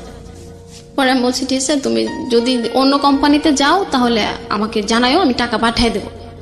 পরে ও একদিন ফোন দিয়ে বলতেছে যে পাসপোর্ট যে মালিকের কাছে উনি 3 বছর না হলে পাসপোর্ট দেবে না, আমি আর অন্য কোম্পানিতেও যাইতে পারবো না। পরে বললাম যে তাহলে তো এখন কিছু করার নাই, এখানেই থাকতে হবে, যে কয়টা করে বাড়িতে পাঠাইতে পারো ওইটাকে দিতে হবে। পরে বলতেছে হ্যাঁ। পরে একদিন আমি বলতেছি আচ্ছা রবিউল আমাকে কখনো তোমার মিস করো না? পরে বলতেছে না। বলতেছি কখনো আমাকে আর কাক পাখি বলতে ইচ্ছা করে না তোমার? বলে না। পরে আমি বলতেছি কখনো আমাকে বউ বলে ডাকতে ইচ্ছা করে না? বলতেছে না। পরে আমি কখনো কি আমাদের কাটানোর সময়গুলো তোমার মনে পড়ে না? বলতেছে না। পরে বলছি কেন? কয় কি এমনি তুমি মিথ্যে কথা বলো, নাটক করো, এই জন্য তোমার কথা আমার একটু মনে পড়ে না, আমি এখন তোমাকে ঘৃণা করি। বলছি তো আমাকে ঘৃণা করো তো আমার সাথে কথা বলো কেন? কয় কথা বলি যদি তুমি আমার ভালো বন্ধু হতে রাজি হও কোনোদিন, এই জন্য। আপনি তাকে জিজ্ঞেস করেন এই কোশ্চেনটা? খুব টাফ একটা কোশ্চেন, যদিও খুব মানে অবিভাজ্য কোশ্চেন, বাট এই কোশ্চেন অ্যান্সারটা কি আসবে আমি ঠিক জানি। আপনি কখনো জিজ্ঞেস করেছেন তাকে যে কি ধরনের বন্ধু, মানে বন্ধুত্বপূর্ণ এবং শারীরিক সম্পর্ক বিষয়টা? না, শারীরিক সম্পর্ক না, ও শুধু বন্ধু হয়ে থাক, ওর দুঃখের কথাগুলো আমাকে বলবে, আমার কষ্টের কথা আমি ওকে বলবো, এবং তারপরে আপনাকে যখন বলবে তার সাথে দেখা করার জন্য বাংলাদেশে এসে তখন দেখা করতে হবে। হ্যাঁ, বাংলাদেশে এসে ও আমার সাথে একবার দেখা করবে, আমি বিয়ে করব অন্য জায়গায়। আচ্ছা ঠিক আছে, হ্যাঁ সমস্যা নেই, বলেন তারপরে কি দাঁড়ালো শেষ পর্যন্ত? হ্যাঁ, তারপরে এই কথা বলতেছে, পরে ও বলতেছে আমি তোমাকে ঘৃণা করি। পরে এটা বলার পরে আমি বলছি দেখো রবিউল, আমি তোমাকে এ পরিমাণ ভালোবাসি, তুমি আমাকে যতই বলো আমি এটা মনে করি যে তুমি এটা এমনি এমনি বলতেছো, এটা তোমার মনের কথা না। পরে বলতেছে না, পরে একটা বকা দিয়ে বলে যে এটা সত্যি, আমি তোকে ভালোবাসি না। সেদিন আমার অনেক কষ্ট হয়। ও যেদিন আমাকে বলে যে আমাকে ঘৃণা করে, সেদিন আমি অনেক কষ্ট পাই যে এই ছেলেটার কারণে আমি সবার কাছে কালারিং হয়েছি। আজ এই ছেলেটাই বললো আমাকে ঘৃণা করে, ঠিক আছে এই ছেলের সাথে আর আমি কথাই বলবো না, ওর মতো করে ভালো থাকুক, আমি আমার মতো করে থাকবো। এটা বলার পরে আমি ফোনটা কাটি। পরে ও আমাকে আবার ফোন দেয়। পরে আমি আপুকে বলি যে আপু, রবিউল না আমাকে ফোন দেয় মাঝে মধ্যে, ফোন দেয় শুধু বলে বন্ধুত্ব হয়ে থাকতে, কিন্তু এটা বললে আমার অনেক কষ্ট হয়, আমি ওর বন্ধু হয়ে থাকতে চাই না। পরে বলতেছে যে তাইলে তুই একটা কাজ কর, তুই ওকে বলে দে যে তোর অনেক বড় একটা অসুখ, তাইলে আর ও তোকে ফোন দেবে না, আর তুই নিজেকে এইভাবে ঠিকঠাক রাখতে পারবি। পরে বলছি কি বলবো? পরে বলতেছে তুই বলে দে যে তোর ক্যান্সার হয়েছে, তাইলে আর ওই ছেলে তোকে ফোন দিবে না, ডিস্টার্বও করবে না। পরে আমি বললাম যে আচ্ছা ঠিক আছে এটা বলবো। পরে একদিন ভিডিও ফোন দিয়ে ও বলতেছে যে আমি তোমাকে একটু দেখবো। পরে আমি বলছি যে হ্যাঁ দেখতে পারো। বলতে তাহলে তুমি ক্যামেরার সামনে আসো। পরে আমি বলছি যে আচ্ছা ঠিক আছে আসতেছি। পরে আপু বললাম যে আপু আমার আর একটা ফোন দিয়ে বললাম আপু তো ভিডিও ফোন দিয়ে দেখতে চাচ্ছে। পরে বলতেছে আপু বলতেছে তুই এখন শুয়ে থাক, চুলগুলো এলোমো করে রাখ, পরে ও যদি তোকে জিজ্ঞাসা তুমি কি অসুস্থ, তুই বলবি হ্যাঁ। পরে আমাকে বলতেছে কি ব্যাপার তোমাকে আজকে এরকম দেখা যাচ্ছে কেন, তুমি কি অসুস্থ? পরে আমি বলছি হ্যাঁ অসুস্থ। পরে বলতেছে তোমার কি হয়েছে? পরে বলছে আমার অনেক বড় একটা সমস্যা হয়েছে, এটা কাউকে বলা যাবে না। পরে বলতেছে আমাকে বলো। পরে আমি বলতেছি আচ্ছা রবিউল তুমি কি আমাকে একটা রাত দিতে পারো সময়? পরে বলতেছে কবে চাও তুমি সেই রাতটা? পরে আমি বলতেছি তোমার যেদিন অফিস বন্ধ থাকে তুমি সেই দিন আমার সাথে সারা রাত কথা বলবা। পরে মালয়েশিয়া আবার রবিবার অফ থাকে, প্রত্যেক রবিবার। পরে আমি বলছি যে তাইলে তুমি একটা রবিবারে আমার সাথে কথা বলবা সারা রাত। পরে বলতেছে আচ্ছা ঠিক আছে। পরে কথা বলতেছে ওই দিনকার রাতে 10টা বাজে আমি খাবার টাবার খাওয়া রেডি কম সবকিছু ওকে টোকি করার পর আমি রুমমেটকে বলে দিলাম যে আমি এখন সারা রাত কথা বলবো, আমাকে কোনোভাবে তোমরা কেউ বাইরে থেকে কোনো সাউন্ড করবা না। পরে বলতেছে কি কার সাথে কথা বলবা? পরে আমি বলছি রবিউলের সাথে। পরে বলতেছে আচ্ছা ঠিক আছে তা কথা বলো, আর বেশি আবার কান্নাকাটি করো না, তুমি তো রবিউলের সাথে কথা বললে কান্নাকাটি শুরু করে দাও। পরে বলছি ঠিক আছে আজকে আর কান্না করবো না রে। পরে বলতেছে যে হ্যাঁ ডলিমণি বলো কি বলতে চাও। পরে আমি বলছি যে রবিউল আমার না অনেক বড় একটা অসুস্থ। পরে বলতেছে কি হয়েছে? পরে আমি বলছি আমার না ক্যান্সার হয়েছে। মিথ্যা কথা। হ্যাঁ, ও যে তার ফোন না দিয়ে মাঝে মধ্যে আমাকে এলোমেলো না করে দেয়। পরে বলতেছে যে তাইলে তুমি ডাক্তার দেখাও নাই? পরে বলছে যে আমি বলতেছি হ্যাঁ এখন আমি দুবাইয়ে যাব, ওইখানে যায় চিকিৎসা হবো। আপু বলে দিছে ও জানে যে আমার দুবাই যাওয়ার ক্ষমতা আছে, ওরকম টাকা পয়সা আছে, আমি ইচ্ছে করলে সব জায়গায় যেতে পারবো, আর এটা বললে ও বিশ্বাস করবে। পরে বলতেছে তাহলে দুবাই যায় ডাক্তার দেখায় সুস্থ হও, আর এটা বেশি সমস্যা নাই, আমাদের এলাকার একটা এরকম হয়েছিল ক্যান্সার, উনি এখনো বেঁচে আছে।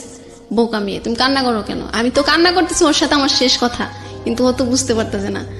পরে বলতেছি যে না আমার কেন যেন কান্না আসতেছে, যদি দুবাই যাওয়ার পরে আর আসতে না পারি এই জন্য। পরে বলতেছে আর না কিছু হবে না, তাইলে তুমি যাও। পরে ও বলতেছে যে আমারও একটা শেষ কথা আছে বলবো। পরে আমি বলছি হ্যাঁ তুমি বলতে পারো তোমার শেষ কথা। পরে বলতেছে যে কি তুমি আমাকে আজকের পর থেকে আর কখনো ফোন দিবা না, ও আমাকে বলতেছে। পরে আমি বলছি ঠিক আছে। আর পরে বলতেছে আমি তোকে এতটাই ঘৃণা করি যে একটা পতিতালার বেশ্যাকে আমি যে সম্মান দিই আমি তোকে সেই সম্মানটা দিই না। পরে আমার এটা বলার পরে আমি তো অনেক কান্না করি যে আমি তো তোমার সাথেই শুধু খারাপ কাজ করছি, তাইলে আমি যদি খারাপ হই তাহলে তো আমার সাথে তুমিও খারাপ, তাইলে তুমি একটা বেশ্যাকে বিশ্বাস করো আমাকে বিশ্বাস করো না কেন? পরে বলতেছে যে তুমি শুধু নাটক করো, এটা বলতেছে। পরে আমি বলছি রবিউল বিশ্বাস করো আমি আমাকে নাটক করে এটা বলে কেন? আমি ওই যে বাসাটায় কাজ করতে গেছিলাম ওইটা ওর বিশ্বাস হয় নাই যে এই মেয়ে করবে কাজ অন্যর বাসায়। আর নাটক হচ্ছে যে আমি বলছিলাম যে বাড়ি থেকে আমাকে কেউ মেনে নেবে না, বাড়িতে উঠাবে না, এটাকে নাটক বলে। আর ওই যে ওকে যে বলছিলাম যে ঠিক আছে তুমি যখন আমাকে মেনে নিচ্ছ না তাইলে ঠিক আছে তুমি তোমার মতো থাকো, আমার জীবনের ডিসিশন আমি নিজেই নেব। ও এই 3টা জিনিস বিশ্বাস করতে পারে না, এই জন্য ও আমাকে এখনো বলে আমি ওর সাথে নাটক করি। পরে এটা বলার পরে ও যখন এটা বলতেছে, পরে আমি বলছি যে আর কিছু বলবা? পরে বলতেছে হ্যাঁ তুমি আর কখনো আমার নাম। তারপর কি হলো? ও তারপরে এসব ফোনটা কেটে দিলেন, রেখে দিলেন? না, ফোন রাখে নাই। পরে আমি বলতেছি যে রবিউল, আমি যতদিন বেঁচে থাকবো ততদিন তোমাকে ভালোবেসেই থাকবো, আর তুমি আমাকে যতই ঘৃণা করো আমি তোমার অপেক্ষায় থাকবো। তুমি এসে আমার সাথে যোগাযোগ করো আর না করো সেটা ব্যক্তিগত তোমার ব্যাপার, কিন্তু সৃষ্টিকর্তা জানবে আমি তোমার জন্যই আছি। আর তুমি এই যুগে আমার না হলে আমি পরকালে যেন তোমাকে পাই, তুমি আমার ওই কালে হয়েও। আমার শুধু তোমার কাছে এতটুকুই অনুরোধ। পরেও বলতেছে, হায় রে পাগল, আমি এই কালেই তোমার হইলাম না, ওই কালে হই কিভাবে? পরে আমি বলতেছি, এই কালে তো তুমি আমার হইলা না, আমি ওই কালে সৃষ্টিকর্তার কাছে চেয়ে নেব, তুমি যখন তো আমার হয়ে থাকো। পরে বলতেছে, তুই আমাকে এত ভালোবাসোস যে আমার তোকে লাগবই। পরে আমি বলছি, হ্যাঁ আমার তোমাকে দরকার। পরে বলতেছে, ঠিক আছে সেটা তোমার ব্যাপার, তুমি কিভাবে তোমাকে নিজেকে গুছিয়ে নেবে সেটা তোমার ব্যাপার। পরে বলে কথা বলা বন্ধ করে দেয়। পরে আমি ওকে ব্লক করে দিই। ব্লক করে দেওয়ার কত মাস আগের ঘটনা এটা? এই ঘটনা হচ্ছে 2 মাস আগে। 2 মাস আগে। এরপরে আপনাদের সঙ্গে কথাবার্তা হয়েছে? হয়েছে, আমি জানি হবে। লাস্ট আপডেট কি আমাকে একটু বলেন তো। লাস্ট কথা, আমি ওর মানে আমার ওই দিনকে খুব খারাপ লাগে। লাস্ট কবে কথা হয়েছে আপনার সঙ্গে? লাস্ট কথা হয়েছে 3 দিন আগে। 3 দিন আগে। ওই সময় লাস্ট কথাটা কি ছিল? এই ধরনের কথাবার্তাই তো হচ্ছে, আপনি ওকে ভালোবাসেন, সে আপনাকে পাত্তা দেয় না। আচ্ছা, হ্যাঁ। পরে লাস্ট কথা হচ্ছিল আমি লাস্ট কথা হয়েছিল যে আমি এখানে আসবো, আমি এখানে ফোন করছি। এবং আপনি গল্পটা শোনাতে চান, সে গল্পটা শুনতে চাবে না, বা আপনি বলছেন নাটক করেছেন। আমি আপনাকে কয়টা কোশ্চেন করি, আপনি কোশ্চেনগুলো খুব ঠান্ডা মাথায় উত্তর দেন। নাম্বার 1, আপনি এখানে কেন আসছেন এই গল্পটা বলার জন্য? প্রথম একদম ভিতর থেকে যেটা আসবে সেটাই, অনেস্ট অপিনিয়ন বলেন। কেন গল্পটা বলতে আসছেন? ওকে শোনানোর জন্য? ওকে শোনানোর জন্য নাকি অন্য কোনো উদ্দেশ্য আছে? ওকে তো আমি পৃথিবীর যে জায়গায় যাই যতভাবে বলিও তো এটা আমাকে বিশ্বাস। তাহলে গল্পটা কেন বললেন? গল্পটা বললাম যে আমি শুধু বারবার ওকে ভালোবেসে ভুল করে যাচ্ছি, তা এরকম ভুল যাতে আর কেউ না করে। That is the point. আপনি জানেন আপনি ভুল করে যাচ্ছেন, কিন্তু আপনি ওখান থেকে বের হয়ে আসতে পারছেন না, রাইট? আমি আসতে পারি না, রাইট। আমি এবার আপনাকে কয়েকটা কথা বলি, শুধু আপনাকে না, যারা শুনছে তাদের সবাইকে কয়েকটা কথা বলি। প্রিয় শ্রোতা, এই কথাগুলো নতুন না, আমি বহুবার বলেছি। যে মানুষটা ভুল করে, যে মানুষটা অপরাধ করে, সে মানুষটা জানে, কিন্তু কখনো কখনো সিচুয়েশন তাকে বের হয়ে আসতে দেয় না। একটা জিনিস মনে রাখবেন, প্রত্যেকটা জিনিসই খারাপ হোক ভালো হোক, এটা একটা শক্তি। যে শক্তি যত বেশি পাওয়ারফুল বা যত বেশি এনার্জি রাখে, সে শক্তির দিকেই আমরা ধাবিত হবে, সেটাই স্বাভাবিক। ওর লাইফে খারাপটা যতটা শক্তি নিয়ে এসছে, ওর লাইফে ভালোটা যদি ওই পরিমাণ বা ওর চেয়ে বেশি যদি শক্তি নিয়ে পাশাপাশি দাঁড়াতো, তাহলে ও একটা সিদ্ধান্ত নিতে পারতো। কারণ ওর মধ্যে বোধ আছে, ও জানে ভুল করছে, কিন্তু ওখান থেকে বের আসতে পারছে না, কারণ ওর সামনে কোনো ভালো অল্টারনেটিভ নাই। আমি যে কথাগুলো আপনাকে বলবো সেগুলো বিশ্বাস অবিশ্বাস করা একান্তই আপনার বিশ্বাস, কিন্তু আমি ব্যক্তিগতভাবে অনেক বেশি বিশ্বাস করি। প্রথমত আপনাকে কিছু বিষয় বলছি যেটার আসলে বৈজ্ঞানিক কোনো ব্যাখ্যা আমার জানা নাই, but this is absolutely true. কিরকম? একটা মানুষ যখন কাউকে লাভ করে, পাগলের মতো লাভ করে, একপাক্ষিক লাভ যখন হয়ে যায়, যেটা আপনি হচ্ছে রবিউলকে করছেন, হ্যাঁ, এবং ওই পক্ষ যদি বুঝতে পারে আমি যাই করি না কোনো মেয়েটা আমার সঙ্গে থাকবে, এবং তার যদি অন্যরকম উদ্দেশ্য থাকে, শারীরিক সম্পর্ক, টাকা পয়সা নেওয়া, আমি ধরে নিচ্ছি রবিউলের এই ধরনের ছিল না, আপনাকে দেখে সে কিছুদিনের জন্য হলেও ভালোবেসেছে, ও যদি বুঝতে পারে, এক পক্ষ যদি বুঝতে পারে যে আরেক পক্ষ ভয়ঙ্করভাবে আমার উপর দুর্বল, আমি যাই করি না কেন সে সেটা মেনে নিবে, তাহলে ওই পক্ষ থেকে তুচ্ছতাচ্ছিল্য আসবেই আসবে, আসবেই আসবে। You can write it down, এটা কপি করে রেখে দেন, আসবেই আসবে। এবং আসলে কিন্তু বিষয়টা এরকম না যে সেই মানুষটা আপনাকে ভালোবাসেন এটা প্রমাণ হয়ে যায়, হ্যাঁ। এবং এই তুচ্ছতাচ্ছিল্য একটা সময় সহ্য করতে করতে করতে করতে করতে করতে করতে অপরপক্ষ এক সময় বাস্ট আউট করবে, এবং বাস্ট আউট করার পরে যেটা হবে সেটা খুব ভয়ঙ্কর রকমের হয়। বাস্ট আউট করার আগ পর্যন্ত সে তার জন্য জীবনের সবকিছু করতে রাজি, বাবা মা ছাড়তে রাজি হয়, ঘর থেকে বেরোতে রাজি হয়, ওই যে সুদের ওপর টাকা, আরো অনেক অন্যায়মূলক কাজ যেটা ও করেছে বাচ্চা নিয়ে, এই ধরনের অনেক কাজ করতে রাজি হয়। কিন্তু যখন শক্ত হয়ে যায়, না ছেলেটা আমার জীবনে ভয়ঙ্কর রকমের ক্ষতি করে যাচ্ছে, ছেলের জায়গায় মেয়েও হতে পারে, মেয়েটা আমার জীবনে শুধু ভয়ঙ্কর রকমের ক্ষতি করে যাচ্ছে, তখন যে ঘৃণাটার জন্ম হয়, সেই ঘৃণার দেয়াল এত বেশি শক্তিশালী হয় যে ওটা আর ভাঙা যায় না। এখানে একটা খুব ছোট টেকনিক আছে, আপনাদেরকে বলি, ইউ ক্যান অ্যাপ্লাই ইট। যদি বোঝেন যে অপরপক্ষ আপনার এই ভালোবাসার দুর্বলতার সুযোগ নিচ্ছে, তাকে আপনি জীবনের কোনোদিনও কোনো সিচুয়েশনে পায়ে ধরে হোক, হাতে পায়ে ধরে হোক, জীবনের সর্বোচ্চ সমস্ত কিছু দিয়েও হোক না কেন, রিকোয়েস্ট করে আপনার ভালোবাসায় ফেরাতে পারবেন না। I can write it down, আপনাকে আমি বলতেছি, পারবেন না, পারবেন না, পারবেন না, পারবেন না। যেটা করে আপনি ফেরাতে পারেন সেটা হচ্ছে ও আপনার সাথে যেরকম আচরণ করতেছে আপনিও করেন, ভালোবাসেন কিন্তু আপনিও ওটা করেন, করলে দেখবেন যে ও অটোমেটিক্যালি নিজেকে রিয়ালাইজ করা শুরু করবে। ওর ভিতরে যদি বিন্দুমাত্র টানও থাকে আপনার জন্য, ভালোবাসা থাকে আপনার জন্য, ও কাম ব্যাক করবে। এবং কেন জানি না, এটা প্রকৃতিরই এক নিয়ম, যখন একটা মানুষ আরেকটা মানুষের কাছ থেকে সরে যায়, তখন ভিক্ষা মেগেই হোক বা নিজের দুর্বলতা দেখিয়েই হোক, ড্রাগ নিয়ে হোক বা যেটাই করে হোক না কারণ, আমরা এই জিনিসটা করে তাকে আমাদের কাছে টানার চেষ্টা করি, এবং দ্যাট ইজ দ্য রংয়েস্ট ওয়ে। আমি মনে করি এটা হচ্ছে সবচাইতে ভুলতম পন্থা। এটা করানোই যাবে না। এটা আপনি যত বেশি করবেন ওর জায়গা থেকে ধরে নেবে হ্যাঁ এরকমই তো হওয়ার কথা ছিল, ওর বিন্দুমাত্র লাভ জমাবে না আপনার প্রতি, বরং that is the best way. Okay, ওই যে একটা গান আছে না হিন্দিতে, কি যেন একটা, আমি অত ছবি দেখা হয় না, যে ব্রেকআপ হয়ে গেছে, ব্রেকআপের জন্য পার্টি করছে, গান করছে, এখনকার সময়টা হচ্ছে এরকম, অ্যান্ড দ্যাট অ্যাকচুয়ালি ওয়ার্ক। যদি আপনার কাছ থেকে কেউ চলে যেতে চায় তো আপনার মনে হচ্ছে ফাইন, ওকে আপনি লাভ করেন, ঠিক আছে তুমি যাচ্ছ যাও, ওকে ফাইন, আমিও থাকলাম না তোমার সঙ্গে। অ্যান্ড বিলিভ মি, ও যদি আপনাকে ভালোবাসে ও আপনার কাছে ব্যাক করবে, বিকজ আসলে পায়ে ধরে লাভ হয় না। আপনার জন্য এটা হচ্ছে আজকে থেকে শিক্ষা। আপনি যদি এটা প্র্যাকটিস করেন, 6 মাস প্র্যাকটিস করেন, ওর ভিতরে যদি রিয়ালাইজেশন থাকে, আমি জানি না ও শুনছে কিনা রবিউল, ও যদি বাই হার্ট এটা ফিল করে আপনাকে, যেন আপনাকে লাভ করে, তাহলে আপনার কাছে ফিরবে, এবং ফিরলে আপনি সঙ্গে সঙ্গে তাকে রিসিভ করবেন না। লাস্ট 1 বছর যা করছো আপনার সঙ্গে, সম্পর্ক কত দিনের? 2 বছর। তার মধ্যে 1 বছরেই বিদেশে গেছে কতদিন যাবত? বিদেশ গেছে 1 বছর। লাস্ট 1 বছর আপনার সাথে যেটা করছে সেটা আপনি সুদে আসলে আগে আদায় করবেন।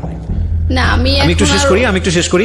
যদি আপনি সেটা করতে পারেন তাহলে দেখবেন যে ও ওর জায়গাটাতে অনেক বেশি সফট হয়ে গেছে, এবং ইট অ্যাকচুয়ালি ওয়ার্কস, এটা কাজ করবে। আর যদি আপনি এটা করতে না পারেন তাহলে সারা জীবনে you will show your softness, and lastly গিয়া যেটা হবে যে ও আপনাকে ইউজ করেই যাবে, এবং এটার কোনো এন্ডিং রেজাল্ট আসবে না, ঠিক আছে?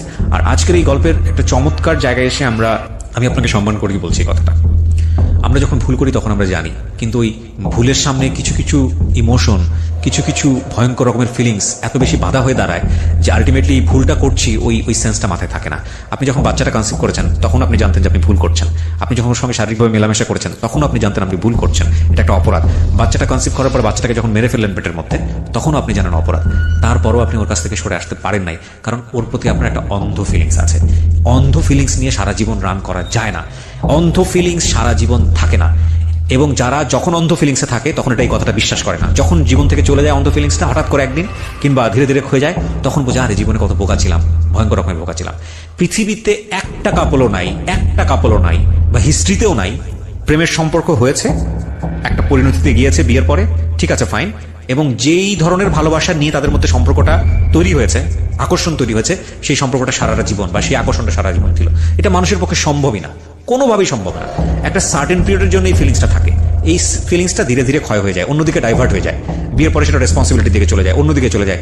সো এই ফিলিংসটা সারা জীবন থাকে না। সুতরাং এই ফিলিংসটাকে রেখে, আপনি তো ভুল করেই ফেলেছেন, বাকি যারা আছে শ্রোতা তাদের উদ্দেশ্যে একটা কথাই বলতে চাই, জীবনে এমন কোনো খুঁত নেওয়া উচিত না, জীবনে এমন কোনো ভুল করাটা উচিত না, যেটা আমি বারবার বলেছি, বহুবার বলেছি, আরো বলবো হয়তোবা, যেই ভুলটা সারাটা জীবন আপনাকে ক্যারি করে বেড়াতে হয়, যেই দাগটা আপনাকে সারাটা জীবন ক্যারি করে বেড়াতে হয়। আমাদের সমাজে এই যে আজকে যে বোনটি আমাদের এখানে এসছে, ডলির মতো অসংখ্য বোন আছেন যারা এইরকম ইমোশনে পড়ে যখন একটা ছেলেকে লাভ করে ফেলেন জীবনের সমস্ত কিছু দিয়ে দেন, জীবনের সমস্ত কিছু তার জন্য উৎসর্গ করেন, কিন্তু এটা ভুলে যান যে দিন শেষে আসলে মানুষ একা, এবং ওই একার কাছে ভালো থাকাটা খুব গুরুত্বপূর্ণ, খুব খুব খুব গুরুত্বপূর্ণ। আমি বলবো আপনার বয়স 24 বছর, সামনে অনেক বয়স পড়ে আছে, আপনি নিজের পায়ে দাঁড়িয়েছেন, নিজে পয়সা রোজগার করেন, যে ভুলগুলো করেছেন সেগুলো থেকে বের হয়ে আসতে হবে। এবং সেটার জন্য আমি আপনাকে যেটা বললাম, এই ছেলেটাকে যদি সত্যি আপনি আপনার জীবনে চান, আমি তাকে এখনো নেগেটিভ কোনো কিছু বলছি না, সে যেটা করছে সেটা আমার কাছে থামা মনে হচ্ছে যে হয় আপনাকে ভালোবাসে অথবা ভালোবাসে না, এরকম একটা দোলাচলের মধ্যে আছে সে। তবে আমি আপনাকে বললাম যদি সত্যি আপনাকে ফিরে পেতে চান তাহলে that is the ultimate chemotherapy, এটার পর আর কোনো থেরাপি নাই। ও আপনার সাথে যা করছে আপনি সেটা মেনে নেন, মেনে নিয়ে ওকে আর পাত্তা দিয়ে না। ও আপনাকে ফোন করুক, আপনি ফোন রিসিভ করেন না, ওকে আপনি রিল্যাক্স থাকতে দেন, আপনি বারবার ওর দিকে হাত বাড়েন না, ওকে আপনি স্পেস দেন, 2-4-6 মাস আপনি যোগাযোগ করেন না, 2-4-6 মাস আপনি ফোন রিসিভ করেন না, ওর রিয়েলাইজেশন হোক যে ও আসলে আপনাকে ভালোবাসে কিনা। পাগলের মতো আপনাকে টেক্সট পাঠানো শুরু করবে, ও আপনার কাছে ফেরার জন্য উন্মাদ হয়ে যাবে একটা সময়, যদি এরকম ক্রেজি হয় দেশেও ফিরে আসতে পারে যদি আপনাকে সত্যি সত্যি ও লাভ করে। আপনি সে পর্যন্ত ধৈর্য ধরে শক্ত করে অপেক্ষা করেন। 6 মাস পরে 3 মাস পরে একবার ফোন দিয়েছে পাগল হয়ে, তার সাথে কথাবার্তা বলে সবকিছু উল্টপাল্ট হয়ে গেল, এই উইকনেস যতদিন থাকবে ততদিন এই ছেলে আপনার সঙ্গে এরকমই করবে। সো আপনি নিজের জায়গায় হার্ড হন, আর এই ছেলে যদি ফিরে আসে তাহলে 1 বছর যে কাজটা আপনার সঙ্গে করেছে সে কাজটা আপনি ওর সঙ্গে করবেন, করার পরে যদি টিকে থাকে তাহলে বুঝবেন যে না ওর মধ্যে একটা ভালোবাসা ছিল কিন্তু ও ইনডিসিশনে ছিল, ও আসলে কি করবে, তারপর আপনি সিদ্ধান্ত নেন ওকে বিয়ে করবেন কি করবেন না। তার আগ পর্যন্ত থেকে চান্স দেওয়ার কোনো সুযোগই নাই, কারণ ও দোলাচলের মধ্যে আছে। ও হচ্ছে হলো যে উপরেরটাও খাবে, একটা গাছেরটাও খাবে, তলারটাও ঘুরাবে, এই টাইপের রিলেশনশিপে যাচ্ছে ও আর কি। বাবা তুই পছন্দ করিস না, রবিউলকে বলছি, তুমি পছন্দ করো না ভাই, তারপরে ওর ফ্রেন্ডশিপের দরকারটা কি? যাই হোক, তো ভালো থাকেন, এটাই হচ্ছে শেষ বলাটা। আর আমি আমার জায়গা থেকে শুধু একটা কথাই বলতে চাই, সেটা হলো যে কোনো ভুলের জন্যই আমরা যেন এমন ভুল করে না বসি যেই ভুলটা সারাটা জীবন ধরেই আমাদের দাগ কেটে যায়।